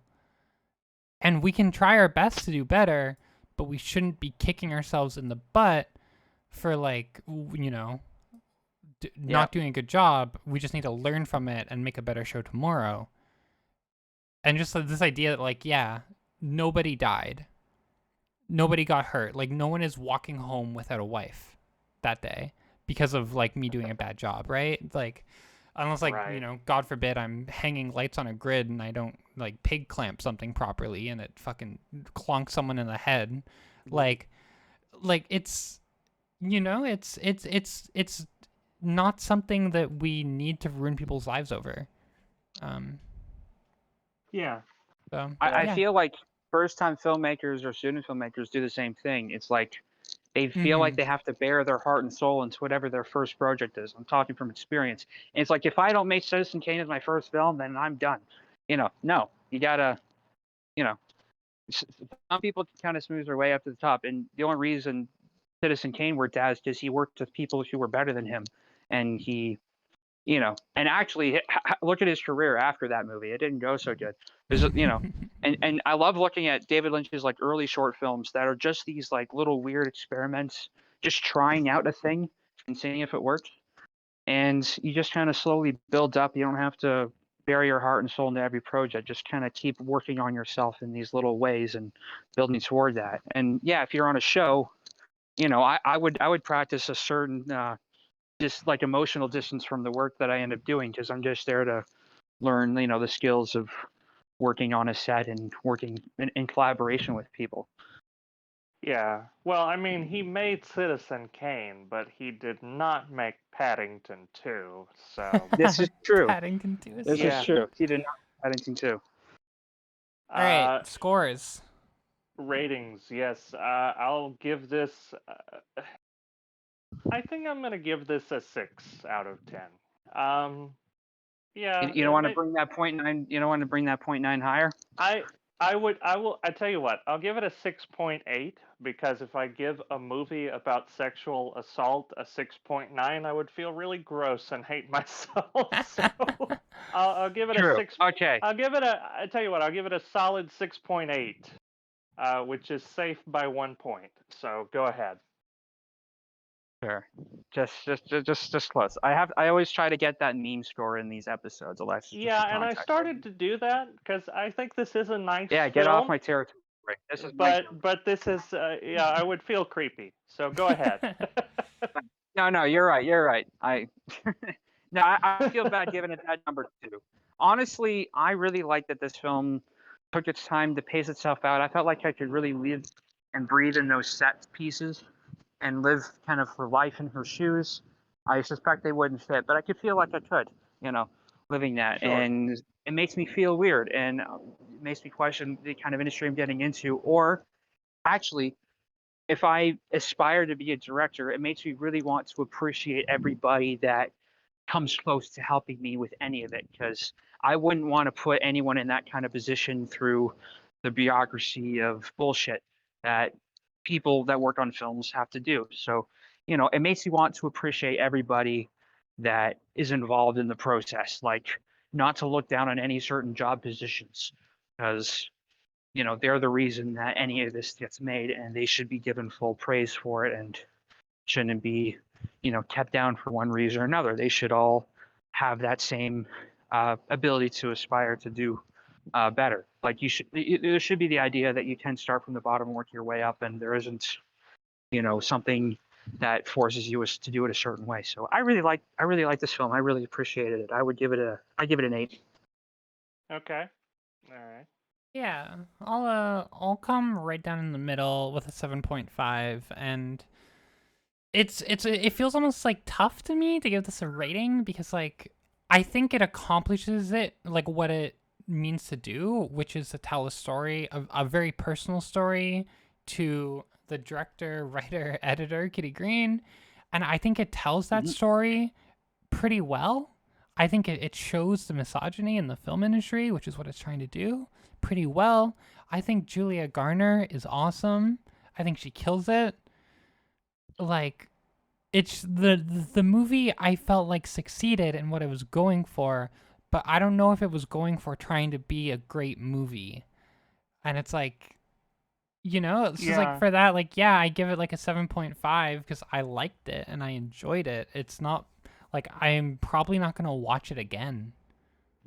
Yeah, But I well, think they that's succeeded. kind of what I was saying. Is I think there's a large part of this that you could do as a short film, and Yeah. probably get a better effect out of people. And I think, It might have more emotional poignancy if it was a short film. In all honesty, yeah. yeah, Like, I think the biggest thing hurting this film is that 1.5 hour runtime. That to me, I I think is agree. what holds it back. Um, well, from one movie to the next, we're talking about Censor. yes, Devin, would you like to introduce Censor? sure, might as well. Since the other two were introduced for you guys, I will introduce this one. I'm gonna need a synopsis just to get started here because I literally just finished watching this before the podcast. My brain's kind of fried at this point, but essentially, I can no, do no, it no. if you. Okay. I'll, All right. I'll start, and you piggyback when I start to not say words good. So, a Okay. British film Fair. censor links a disturbing horror movie to her sister's mysterious disappearance. I think that's pretty quaint. in description. I think this is the film that Steven wanted the adjuster to be, which he It didn't is. adjust. Yes, it is. Yes. Yeah. So, for context, again, we looked at a Canadian film that I adore called The Adjuster, and it's about an insurance adjuster who helps out his clients after their houses are burnt down in more ways than his job uh, prospect would normally outline. But his wife is a media censor, much like the woman in this film. Although, unlike that film, we actually see the process of her discerning certain shots and cutting and trimming. And this is looking at very much of the video nasties that were a huge controversial thing in Britain, I guess, back in the 80s.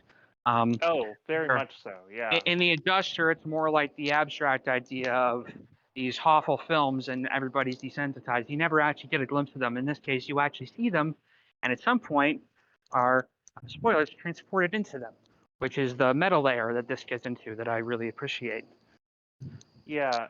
So this film is, again, it's based off of the video nasty scare of the 1980s. In England, the film censorship board was a lot more strict than it was in America. In fact, I think it was in just Europe in general, because I know I've heard people from Ireland even talk about that there's still some films today from like George A. Romero that are hard to get their hands on. And a lot of these films were deemed obscene. One of those films that was actually a part of the video nasty craze was John Carpenter's The Thing, which is one of my favorite films.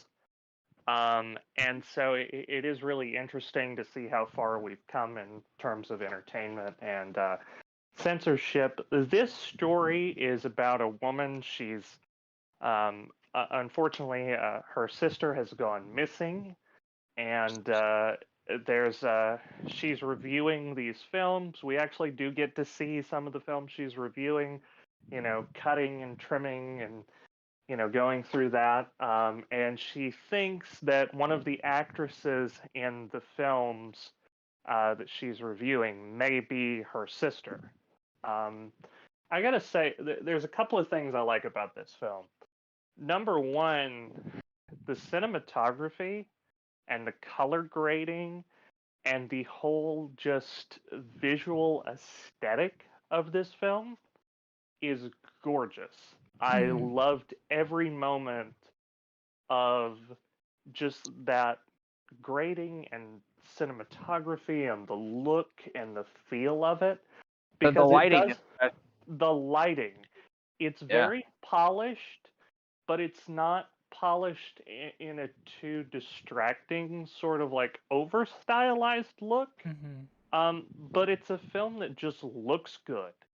And I remember watching this, and it was like I couldn't take my eyes off the screen, because even when the story kind of lulled a bit, I was just so transfixed on these visuals. I believe it was shot on actual Kodak film too. Like they mentioned, Kodak motion picture, thing up front. So it's Yeah, it definitely has that authentic, elements to its aesthetic that it's shot on film, but also, the lighting, the RGB, bicolor, bisexual lighting they like to call it, where it's red and blue. yeah, right.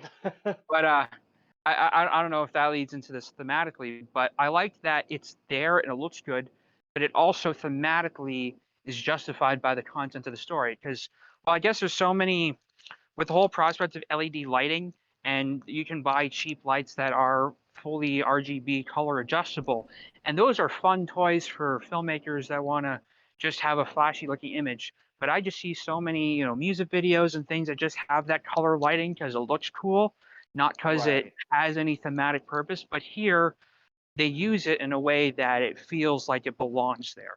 And that's what I, Well, adore about the aesthetic presentation, that it doesn't feel like it's just flashy for the sake of flashy. It feels like it's serving a narrative purpose here.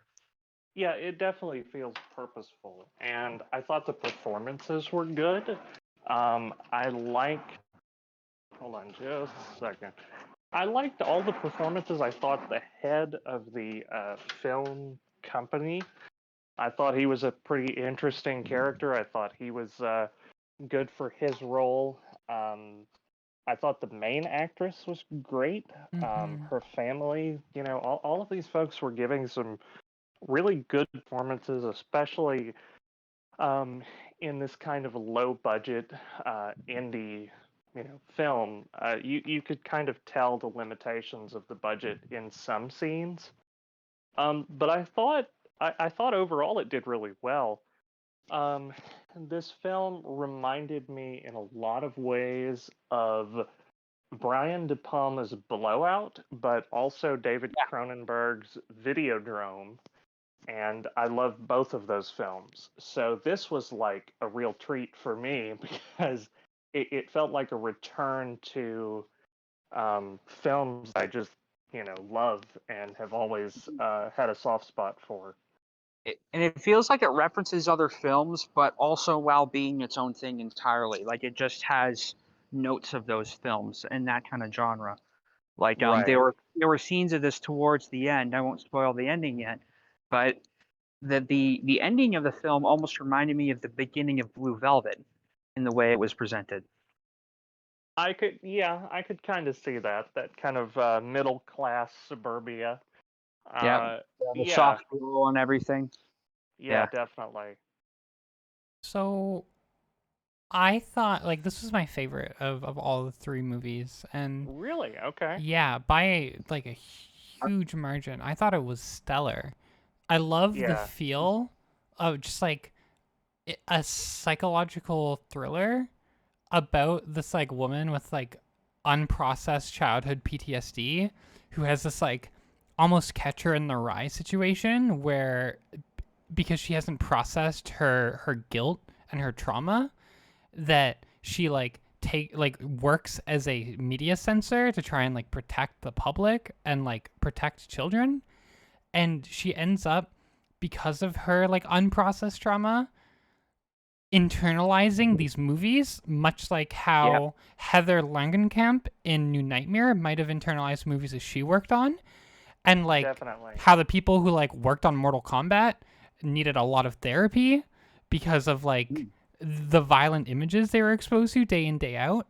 But like the way that her like the inherent violence of her job, especially a lot of gendered violence, pairs with her child, like her undealt with childhood like complex PTSD to manifest Definitely. in like this real life grounded thriller where we don't know if like maybe the director, like the big bad director, did kidnap her sister, or maybe he has some kind of magic movie powers and he like shot a film about their life when they were kids, because this like North's film is about these two girls in a forest. Our main character, Nina, played by Niamh Algar, she lost her sister in a forest and she can't remember the details.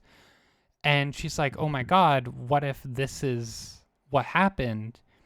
And she's Hmm. like, this idea is like, we don't know if she's crazy and just projecting. Like, all of her trauma combined with her work has combined to just send her off the edge when she sees something that like triggered her. Or if it's about like, this sort of like magical story of a director, like, being able to pull people into their movies, kind of like what happened in New Nightmare. Or if it's just like, a real life thriller where this guy just abducts his sister. There's no way of really knowing what is what. And it was like really grounded aside from the trauma dreams, and I just thought it was phenomenal. Like just But this yeah. psychological cerebral horror on top of it being like a love letter to like slasher films and genre. I just thought it Yeah. succeeded at everything it was trying to do in like the first two Yeah, acts and until I agree. Mhm. I agree wholeheartedly. And I think even those trauma fever dreams felt very grounded in how she would be feeling emotionally with Mhm. all these repressed feelings. And I think I agree with you that this is the film that definitely takes the most advantage of those meta layers of story. Like the Mhm. ending of this is where I Yes. was hoping New Nightmare would go with all Yes. these things. And I think this film just shows how we influence media, but how media influences us in the way we think. That, she lost her sister years ago, and she sees this character in a film that looked so much like her that she almost swears it is her,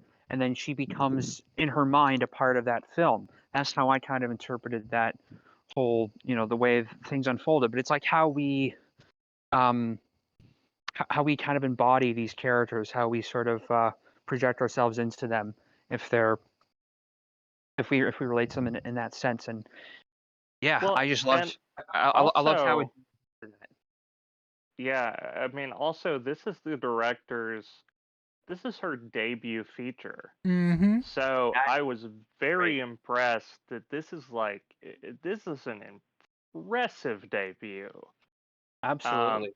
I really fell in love with this one. I thought it was really well done. I mean, the cinematography, the framing, this whole aesthetic. I also think if you're familiar with these kinds of genre films of the 80s, so, going to like, George Romero and Wes Craven and Lucio Fulci and a lot of the, Italian films that got caught up in the video nasty craze, there's this feeling of nostalgia, Mm-hmm. and I thought it was really But neat that. also, it's Go ahead. nostalgia. It's nostalgia that is well earned in its narrative. It's not, again, like they're just Yeah, there for show. It's like part of the scene. It's of the it's it's depicting contemporary of its time kind of thing. But to us, it's a bit nostalgic, and it almost shows how that nostalgic lens almost kind of infects us a little bit. How we're infected by these kind of feelings. The sure. And the way I looked at how they used the video effects towards the end. I mean, when oh I was yeah, when I was first getting into filmmaking and I first learned about digital editing, I would look for like film grain assets and VHS grain assets. Actually, really early on, there's this VHS tape noise where you see these like white grid boxes. I'm pretty sure I have that exact one on from somewhere. Like that's like I recognize that asset, but like I would be obsessed with trying to create the film or analog look on digital footage that I've shot. But I feel like they use it very purposefully here to show how we can get obsessed over those incidental aesthetic details. They just were shooting on like whatever the available format at the time. If these low budget films were shot on 16 millimeter VHS, that's just what the format was at the time.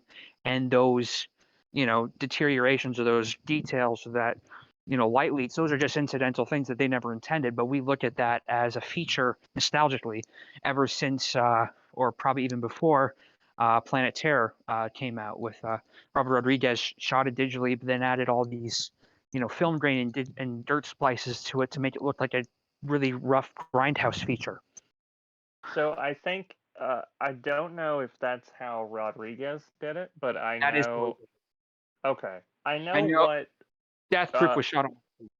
yeah, Death Proof. They shot it on film, and Tarantino and Robert Rodriguez sat in like chairs for the next day, just sat together and purposefully picked at the film. So all of those cuts and weird, things that you see in Death Proof were actually added to the film after it was shot. By hand, Uh, which is really yeah, cool. And it you know, is. Yeah, and Rodriguez basically did that, but digitally by taking like basically you just take blank film, you rough it up, you digitally scan it, and then you overlay that on your digital footage, and you can time exactly when a certain thing would show up. Like in Planeteer, spoilers for Planet. It's not really spoilers for Planeteer, but he says in a behind the scenes how he would add a splice of film when they were talking about surgical castration in Planet Terror. Like you see the hands chopping and you see a splice of film,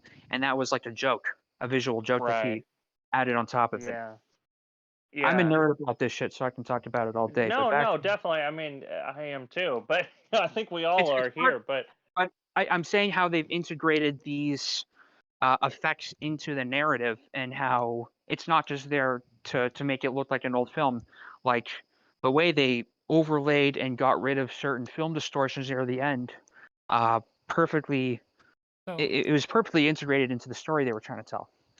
yeah, so like that's I am not actually the biggest nerd of like film formats versus digital formats, but I felt that like the ending, like to touch on what you're talking about specifically, when we go from like her confronting North at the film set in the woods to it's like we see like behind her shoulder and it's in widescreen on video, and then it flips perspectives, we cross the axis, and then we're in North's like film camera, and the aspect ratio changes, and now we're shooting on like we went from video to film, and then the rest of the movie finishes out that way. I thought that was so excellent.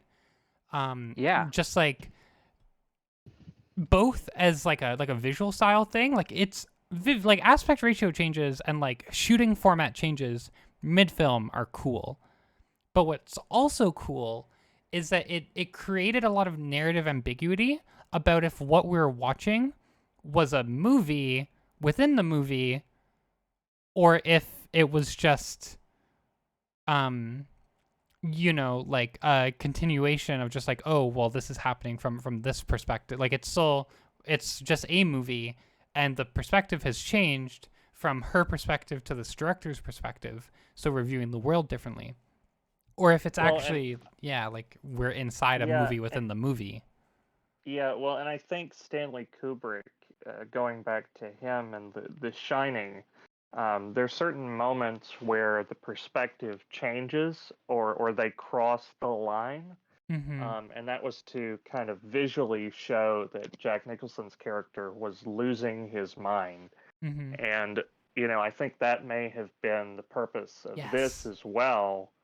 And one thing that I loved is that I think a lot of these films that are nowadays, you have a lot of psychological horror that does tend to be kind of what sells as far as horror movies.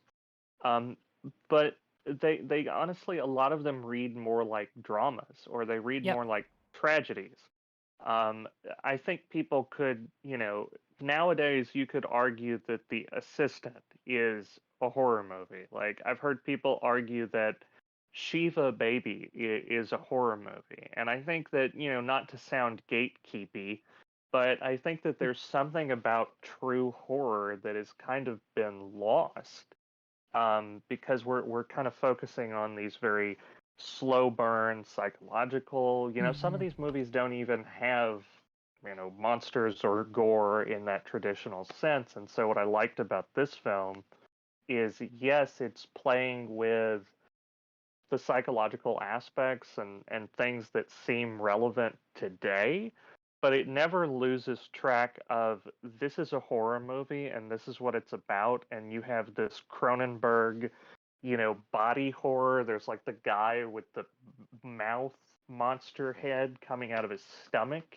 and the axe. Mm-hmm. And it really perfectly marries um, both Yes. both genres of horror in a way that really not only meshes well, but I think it works for fans of both. Yep. I like Um, how it takes like these classic horror aesthetic choices and tropes, but makes them feel fresh and gives them a new purpose in the story. And I think there's a lot of filmmakers who kind of try to purposely go against old school horror aesthetics because they've been done to death and they're super cheesy. But this film almost embraces them in a way that gives it a whole new sense of purpose in the story because she is enveloped in these video nasties and she's viewing her own life through the lens of these horror directors. And I love the right. conversation that she has with the director in the end. It was so fucking good. Like the way he's talking about like fucking commit to the role. And Yeah. it's like Well, and I mean the art uh direction, all of the scenes and the set like pieces. I'm sorry. and I was so poignant. Robo Devon. Robot Devon breaking up, bad internet. I, I I'm getting Robot Steven on my end. I No, guarantee you it's Robot But Devon. Steven is it fine. was. Yeah. Oh, thank you. I appreciate that. yeah, yeah, So no, I'm just saying I love the conversation between the director when she finally meets him toward the end, and he's talking about committing, and there's this darkness in you, and she's like, "No, that's you that you're projecting onto me." I mean, Yeah. yeah, she's just getting gaslit by that man. Very, very gaslight, gatekeep girl boss. Yes. Yeah, well, it's like he's Uh, the Yes. director's. Yeah, yeah. Well, and yeah, I mean, man, the other thing that I noticed was the art direction and the set design. Hmm. There's so many of these sets that are just weird and bizarre, and they have this really just creepy aesthetic to them. I mean, that whole little trailer out in the woods that's like a makeup trailer from mm-hmm. hell. I mean, that Hmm. was that looked amazing on film, and the symmetry of the shots, being able to frame that in such a way that you really see inside of it, and the lighting inside of it, and keeping up with this aesthetic feel of the lighting throughout everywhere she goes. I thought that was just like a technical masterpiece. I just love that. And I mean, again, this is a debut feature, so I was really in awe of just how good this was. And I'm not I even. imagine this person has had quite a bit of. They probably did a lot of smaller projects to get up to this point. Or if not, they just really gave it their all in this, and I thought they did a tremendous Yeah, job. Even the like locations that they went to, like the real life locations that they used, like when she's walking through that like subway area with the concrete, the graffiti, and the tube is just the terrifying. fluorescent lights. The tube Yeah, is just yeah. Yeah. terrifying. In Reminded general, the tube is scary. it reminded me of Possession. I don't know if you've ever seen Possession, but that is a beautifully Mm. fucked up movie. Yeah, About I about the need to see that. apocalyptic So, repercussions of divorce is how I describe it. so, Yeah. I actually looked up because I love this movie so much. I looked up Prano Bailey Bond's other works to see if she had Yep. anything else. And the Tell us most more. recent thing she made was actually it's called Nasty, and it is, and I quote, short film set in 1982. 12-year-old Doug is drawn into the lurid world of VHS horror as he explores the mysterious disappearance of his father. So, I mean, she kind of already had one go at this movie. Yeah. I there seems to be a recurring theme here. I guess it's almost like she's gender bending it now. Which if it's just as good, I'm all for it. In terms of So I Well, quality. wonder. I wonder if that was maybe a short that it came was. It before. was. Okay. Yep. Because Okay. I know a lot of directors that will film the short version before trying to do a feature length. That's actually how Paul Thomas Anderson did Boogie Nights. The original, Oh, yeah, the original Boogie Nights is only that's 30 also minutes long, and it's called I think it's like the life and death of Dirk Diggler. So yeah. that was originally a short film. Um, so yeah, that's interesting, especially how that she That's also gender flipped it for the feature. Huh. Yeah, I mean, I think it's really interesting because like that original Nasty is, yeah, like 12-year-old Doug's father has mysteriously vanished. The only clue is a VHS tape left in the video player. With his mom distraught, Doug follows his instincts and explores the case himself, discovering the rest of his dad's secret collection of illicit video nasties. So I think that this, like, she took this original idea and then combined it with more meta elements of someone whose job is to be exposed to these video nasties, and like combines Mhm. that with the original theme to make more of a meta story. And Yeah. she also I love adds this layer yeah. of feminism about it, like how that character is sort of like gaslit by the men in the industry. And I think Yeah. it elevates that original idea. Like it has legs, right? And it takes it a whole lot I, further than yeah. probably what she did in that 15-minute short. and I like that. I like that she expanded on the idea and added more elements into it Mm-hmm. rather than just draw out the runtime with the same plot points. There was a film that we covered on this that I really wanted to like, but I just couldn't vibe with for whatever reason. Ian just loved it. It was called Greener Grass, and it was made by a couple of female directors whose names escape me right now. And it seemed on the surface to be this absurdist, almost kind of take on Pink Flamingos kind of thing. And there's this original short where it's just this whole internal world of people being obsessed with each other's looks, and a bunch of bizarre, kind of funny things happen. Um, and I watched the short version, and then I watched the feature, and it's the exact same story, just padded out to 90 minutes. And to me, it just Mm-hmm. worked a lot better in 15. And honestly, I would have made it like a short series on Adult Swim or something. I just thought that there wasn't enough commentary, there wasn't enough interesting stuff happening in it to really give it legs for the feature film, and it could have been just like a little one-off bizarre thing you'd see on Adult Swim, and I would have accepted it in that format. Although Ian loved it, so all kudos to him. But I like that this film started as a short, and that just gave her kind of like a base for this theme, and then she decided to change it up for the feature just to give it more uh Mm-hmm. substance. Yeah, so I'm looking at her IMDb, and it says that she did do Nasty in 2015. Censor was her feature film debut, but she did a couple of other shorts prior to Nasty. So there was The Trip, Man versus Sand, and Short Lease. But it looks like she also has something in development that she'll be directing. Um, Nothing that I can find as far as plot details, but it Mm. looks like her next project will be called Things We Lost in the Fire. So I will definitely be looking out for that one. And Yeah, that's a theater trip for me. oh, definitely, I yeah, I just love the title of that. Yeah, I'm sold yeah, already. Just I don't want to know a damn thing about it. I just want to go in blind. Yep. It sounds like it'll be an interesting time. yeah, yeah, definitely. Well, I liked this movie. I also liked the meta narrative in terms of the producer, I guess. His death with the award and the axe coming out of his mouth. Yeah.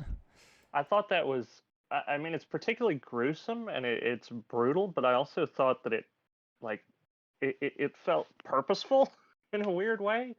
And I Mm. loved the framing of that shot and how the axe was coming down. I just thought that was really, really well done.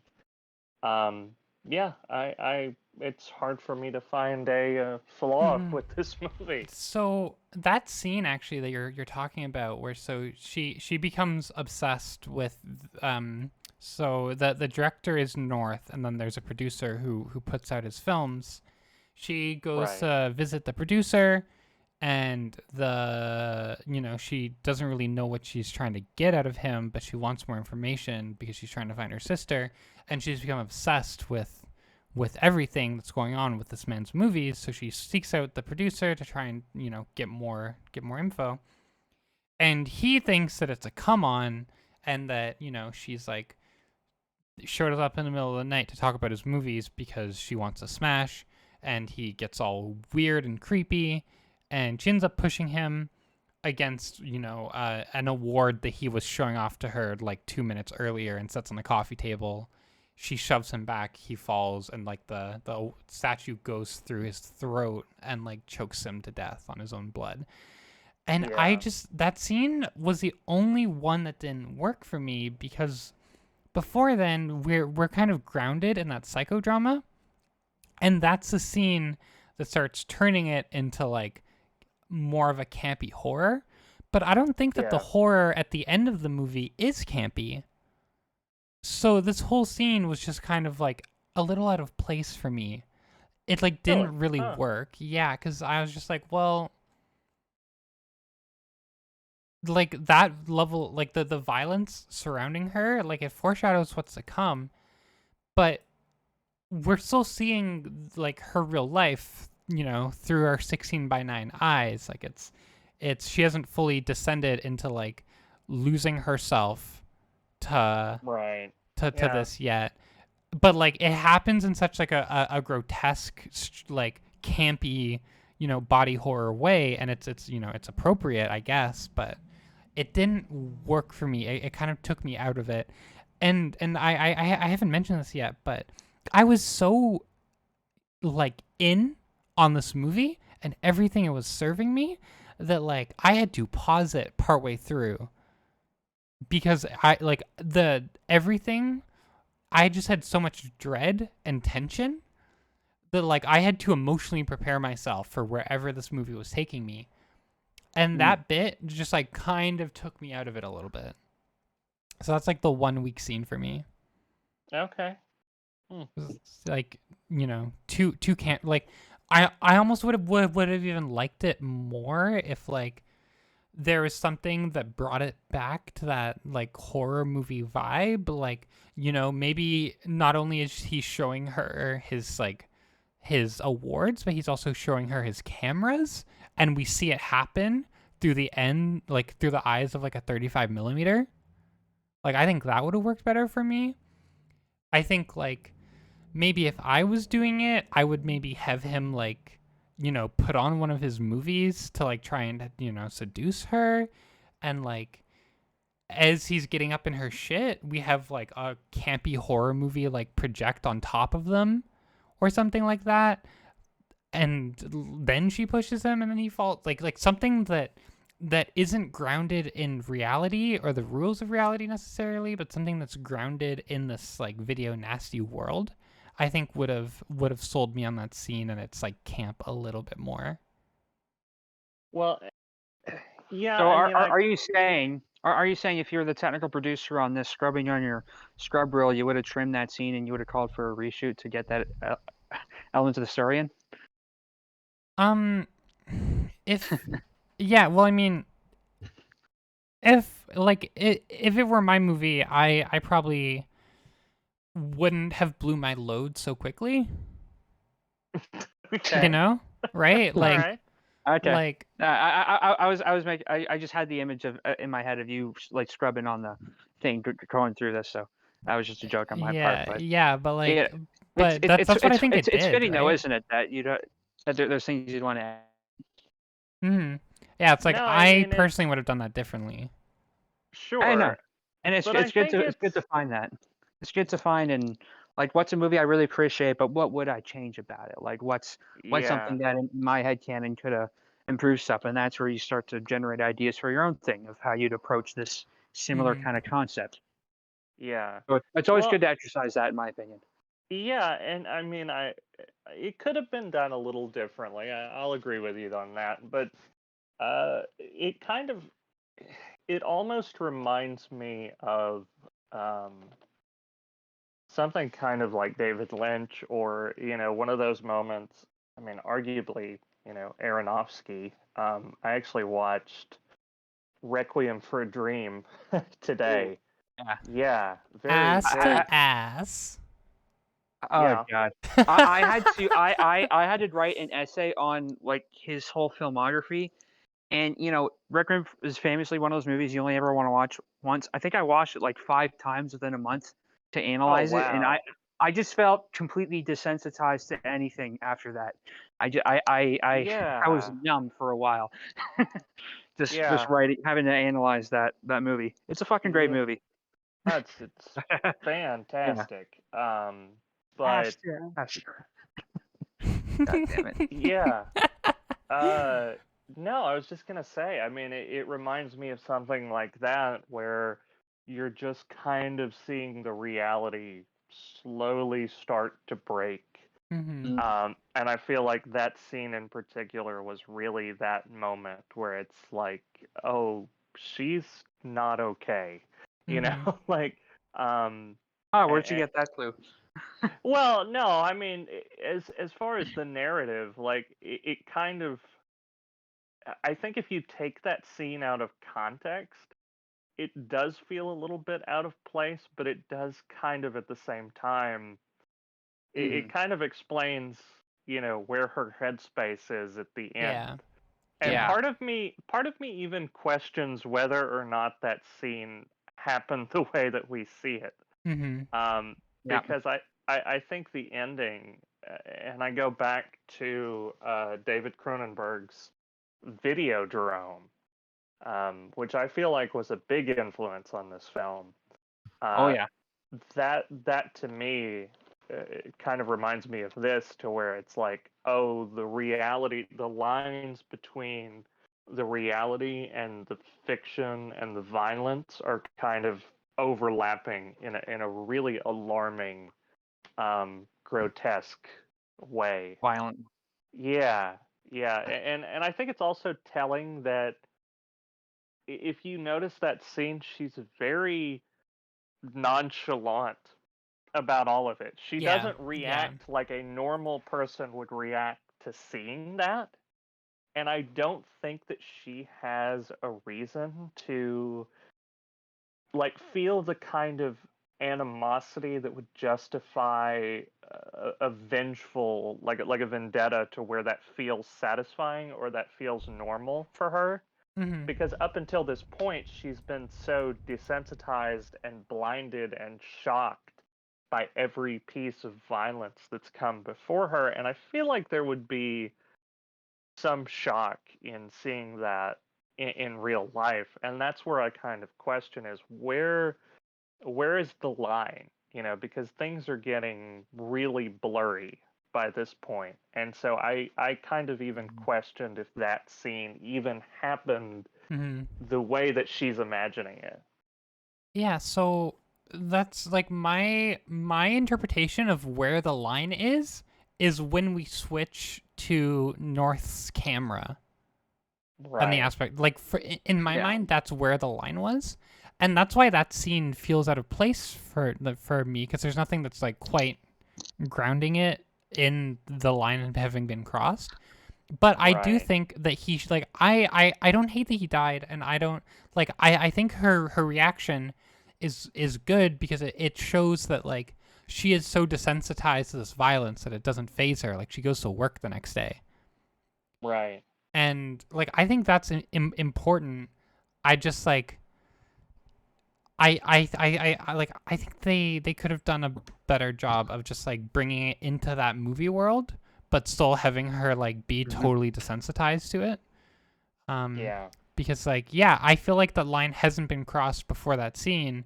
I feel like the line is crossed later on, but, like, I think maybe the director thought that the line had already been crossed by that point. Yeah. I Maybe. think it's a reading Maybe. thing. Yeah, I mean, but I love that this film is kind of sparking this much debate. Yeah. That's And- really a testament to how good the filmmaker was. Oh, yeah. Yeah.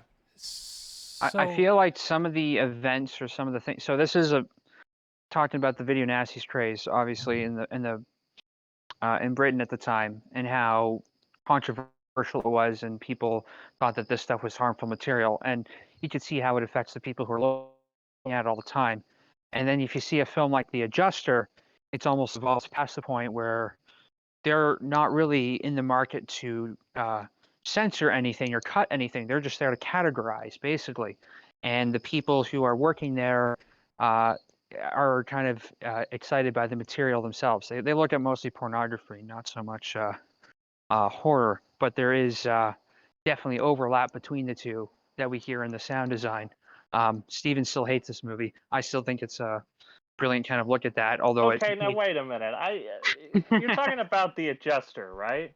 I am talking about The Adjuster. I thought my criticisms were fair on that. They are fair. They are fair, but I mean, we need to bring Alexis back and see Yeah. what she thinks of The Adjuster. And sorry. Yeah, I haven't seen it yet, so It- we'll it- find out. I'd be check it out. curious what you think. it's Yeah. one of Well, Atom Egoyan's films. Okay. Yeah. Yes.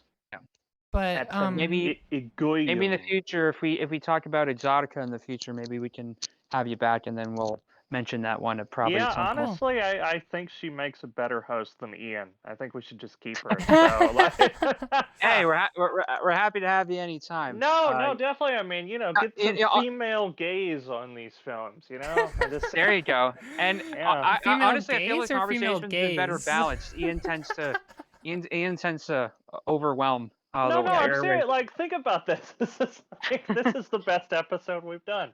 I'm feeling pretty good about it so far. I feel good. Yeah. So, Okay.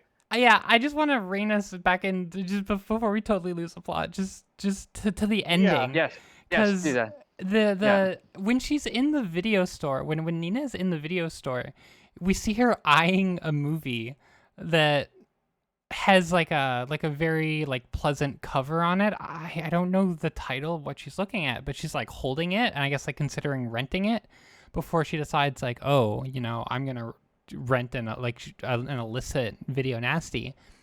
And in the end of the film, when she goes crazy because her sister is like, I'm not your sister, I have a sister and it's not you, like, what the fuck are you doing, axe murdering all of us, she totally loses it because everything she did was trying to save her sister, and then she's totally snaps, she's not there anymore, and the world that she sees, like that she hallucinates, is a mix of that movie that she was holding, this like Pleasantville type like suburban, sitcom dramedy, like romance movie. It's like a mix of like that and like her and her sister like driving and being reconnected with her family, but like interspersed with like film skips of like her lucid self, or like she's not really lucid, but herself like screaming and like her sister screaming, and it's just like it worked so well for me. It worked so well for me. I thought it was so cool that they set it up earlier in the movie story. It was brilliant. Yeah, and I love that fantastic. last second of frame where she just turns to the camera and she's like happy and smiling. Yes. And it's like, yeah, very creepy. And then the tape just cuts. Eject. Yeah, and then it and pops then out, and the movie Censor. And then you see the title of the movie, and I'm like, Yeah, and this was like, yeah. is this whole thing a movie, right? Like there's so many like different ways to read it, and it just really did it for me. I thought it was fan-freaking-tastic, that ending. Oh my gosh. I love that. So I just like how the format was perfectly integrated to the story, and it wasn't just for show. It wasn't just a gimmick. It wasn't just, oh, aren't VHS tapes cool? Doesn't that bring you back to a nostalgic time? I remember watching movies on tapes. The member berries. Yeah, I like that it has a higher narrative purpose, that it is about the format. It is about how we watch and integrate these stories into our lives, and how we dream and imagine ourselves in these stories, and how two movies can be mixed together. I remember, actually, this is a fun little story, something I wish had happened when I was really early and ambitious, wanting to make movies without knowing a damn thing about how to do them. I remember having this music video idea. There was this band that had this music that had a Western kind of feel to it, but then also had this really intense electro prog element to it. And it reminded me of the VHS tape I had as a kid of Five Goes West, that I absolutely loved and adored. Five Goes West. I remember Five Goes West. I had this VHS tape. It's a bootleg of Five Goes West, and my memory of that film is locked into that exact videotape with it's the grain that it has on certain frames is how I remember the movie. And idiot me, when I was 8 years old, recorded over half of it with Electric Playground, and I was kicking myself for it, like, you fucking idiot for tarnishing your memory like this with Electric Playground, and they're talking about Splinter Cell or something. So I had this music video idea where, what if this little kid takes like his dad's old Western movie that he had recorded on tape, and he wants to tape over it with gameplay of him playing Super Mario or something. But then in the video, you see these video game characters pop into the saloon, and the old VHS movie starts fighting with the video game characters of who's going to take control over the tape. Yeah, I What had a, no idea how to. I had no idea how to accomplish any of that. I still don't. Maybe what a some green story, screen. Mark. Yeah. Yeah, Mm. I don't know. So no, speaking of speaking of budget limitations, and this is kind of semi-related. Oh yeah, Um, hey, that's a good way to actually bring it back into the movie we're talking about. yeah, Budget. Tommy Wiseau, when he was filming The Room, the story is that he never got the ending of The Room that he actually wanted, Hmm. because the end of the movie was supposed to be that his character was actually a vampire, and he was he was going to accomplish showing that his character had completed this transformation into vampire mode by, supposedly Tommy Wiseau was supposed to go to the top of the apartment building and get in his car, and he would drive his car off the roof and it would start flying, and that would mean he was a vampire, but he couldn't figure Visionary. out the budget of how to make a car fly, and Yeah. that's the reason that he kills himself at the end of The Room. Spoilers for The Room. Spoilers for Incredible. The Room. Yeah. Yeah. Well, okay. So, scores. Scores. Everybody. 9.3. Okay. Closer Okay. to a 9.5 than to a 9. Well, Yeah. me, I always like to have a meme answer. I'm not going to give this a 6.9. I'm going to give it the inverse of 6.9. I'm going to give it a 9.6. I am going to give this a 9.5. Yeah, banger film. I think. I loved it. Yeah, it's a banger. It's a certified banger. This is a And great film to bang to. Sorry. Oh No, my. No, this it's is a great not. movie. No, it's not. I don't No, think so. It's not. No, no. I don't think any I- of I'm- these films are particularly. Yeah. No, no. It's too meta subtextual. I'll start imagining myself, in the movie trying to get it off, and I feel really weird suddenly. You know, that And is a it's not- whole different topic of like weirdest is a- movies to sleep with someone to, or like weirdest ones you have. I feel like there's a whole like thread to pull there. Ooh. Bold That- of you to assume I've had sex. But no. well, No. Yeah. But- So no, I think there's a trilogy there somewhere for the podcast. The Oh, Netflix dear. and chill trilogy. Yeah, the Netflix, Netflix and and chill Netflix- trilogy. The Netflix yeah, and exactly. trilogy. Netflix and Yeah. trilogy. Yeah. Netflix and trilogy. Yeah. There you And go. why is it Yeah. Before Sunrise and Lost in Translation and An old know what episode of The Tonight Show. yeah, I don't know. Oh. yeah.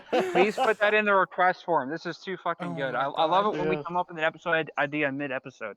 Those are the Yeah. best ones. Well, on So, that note, I- folks, I do need to get headed out soon. I have a social Yes, obligation. Thank you so much for joining us. It was a pleasure having you, and thank you again for having me, Devin.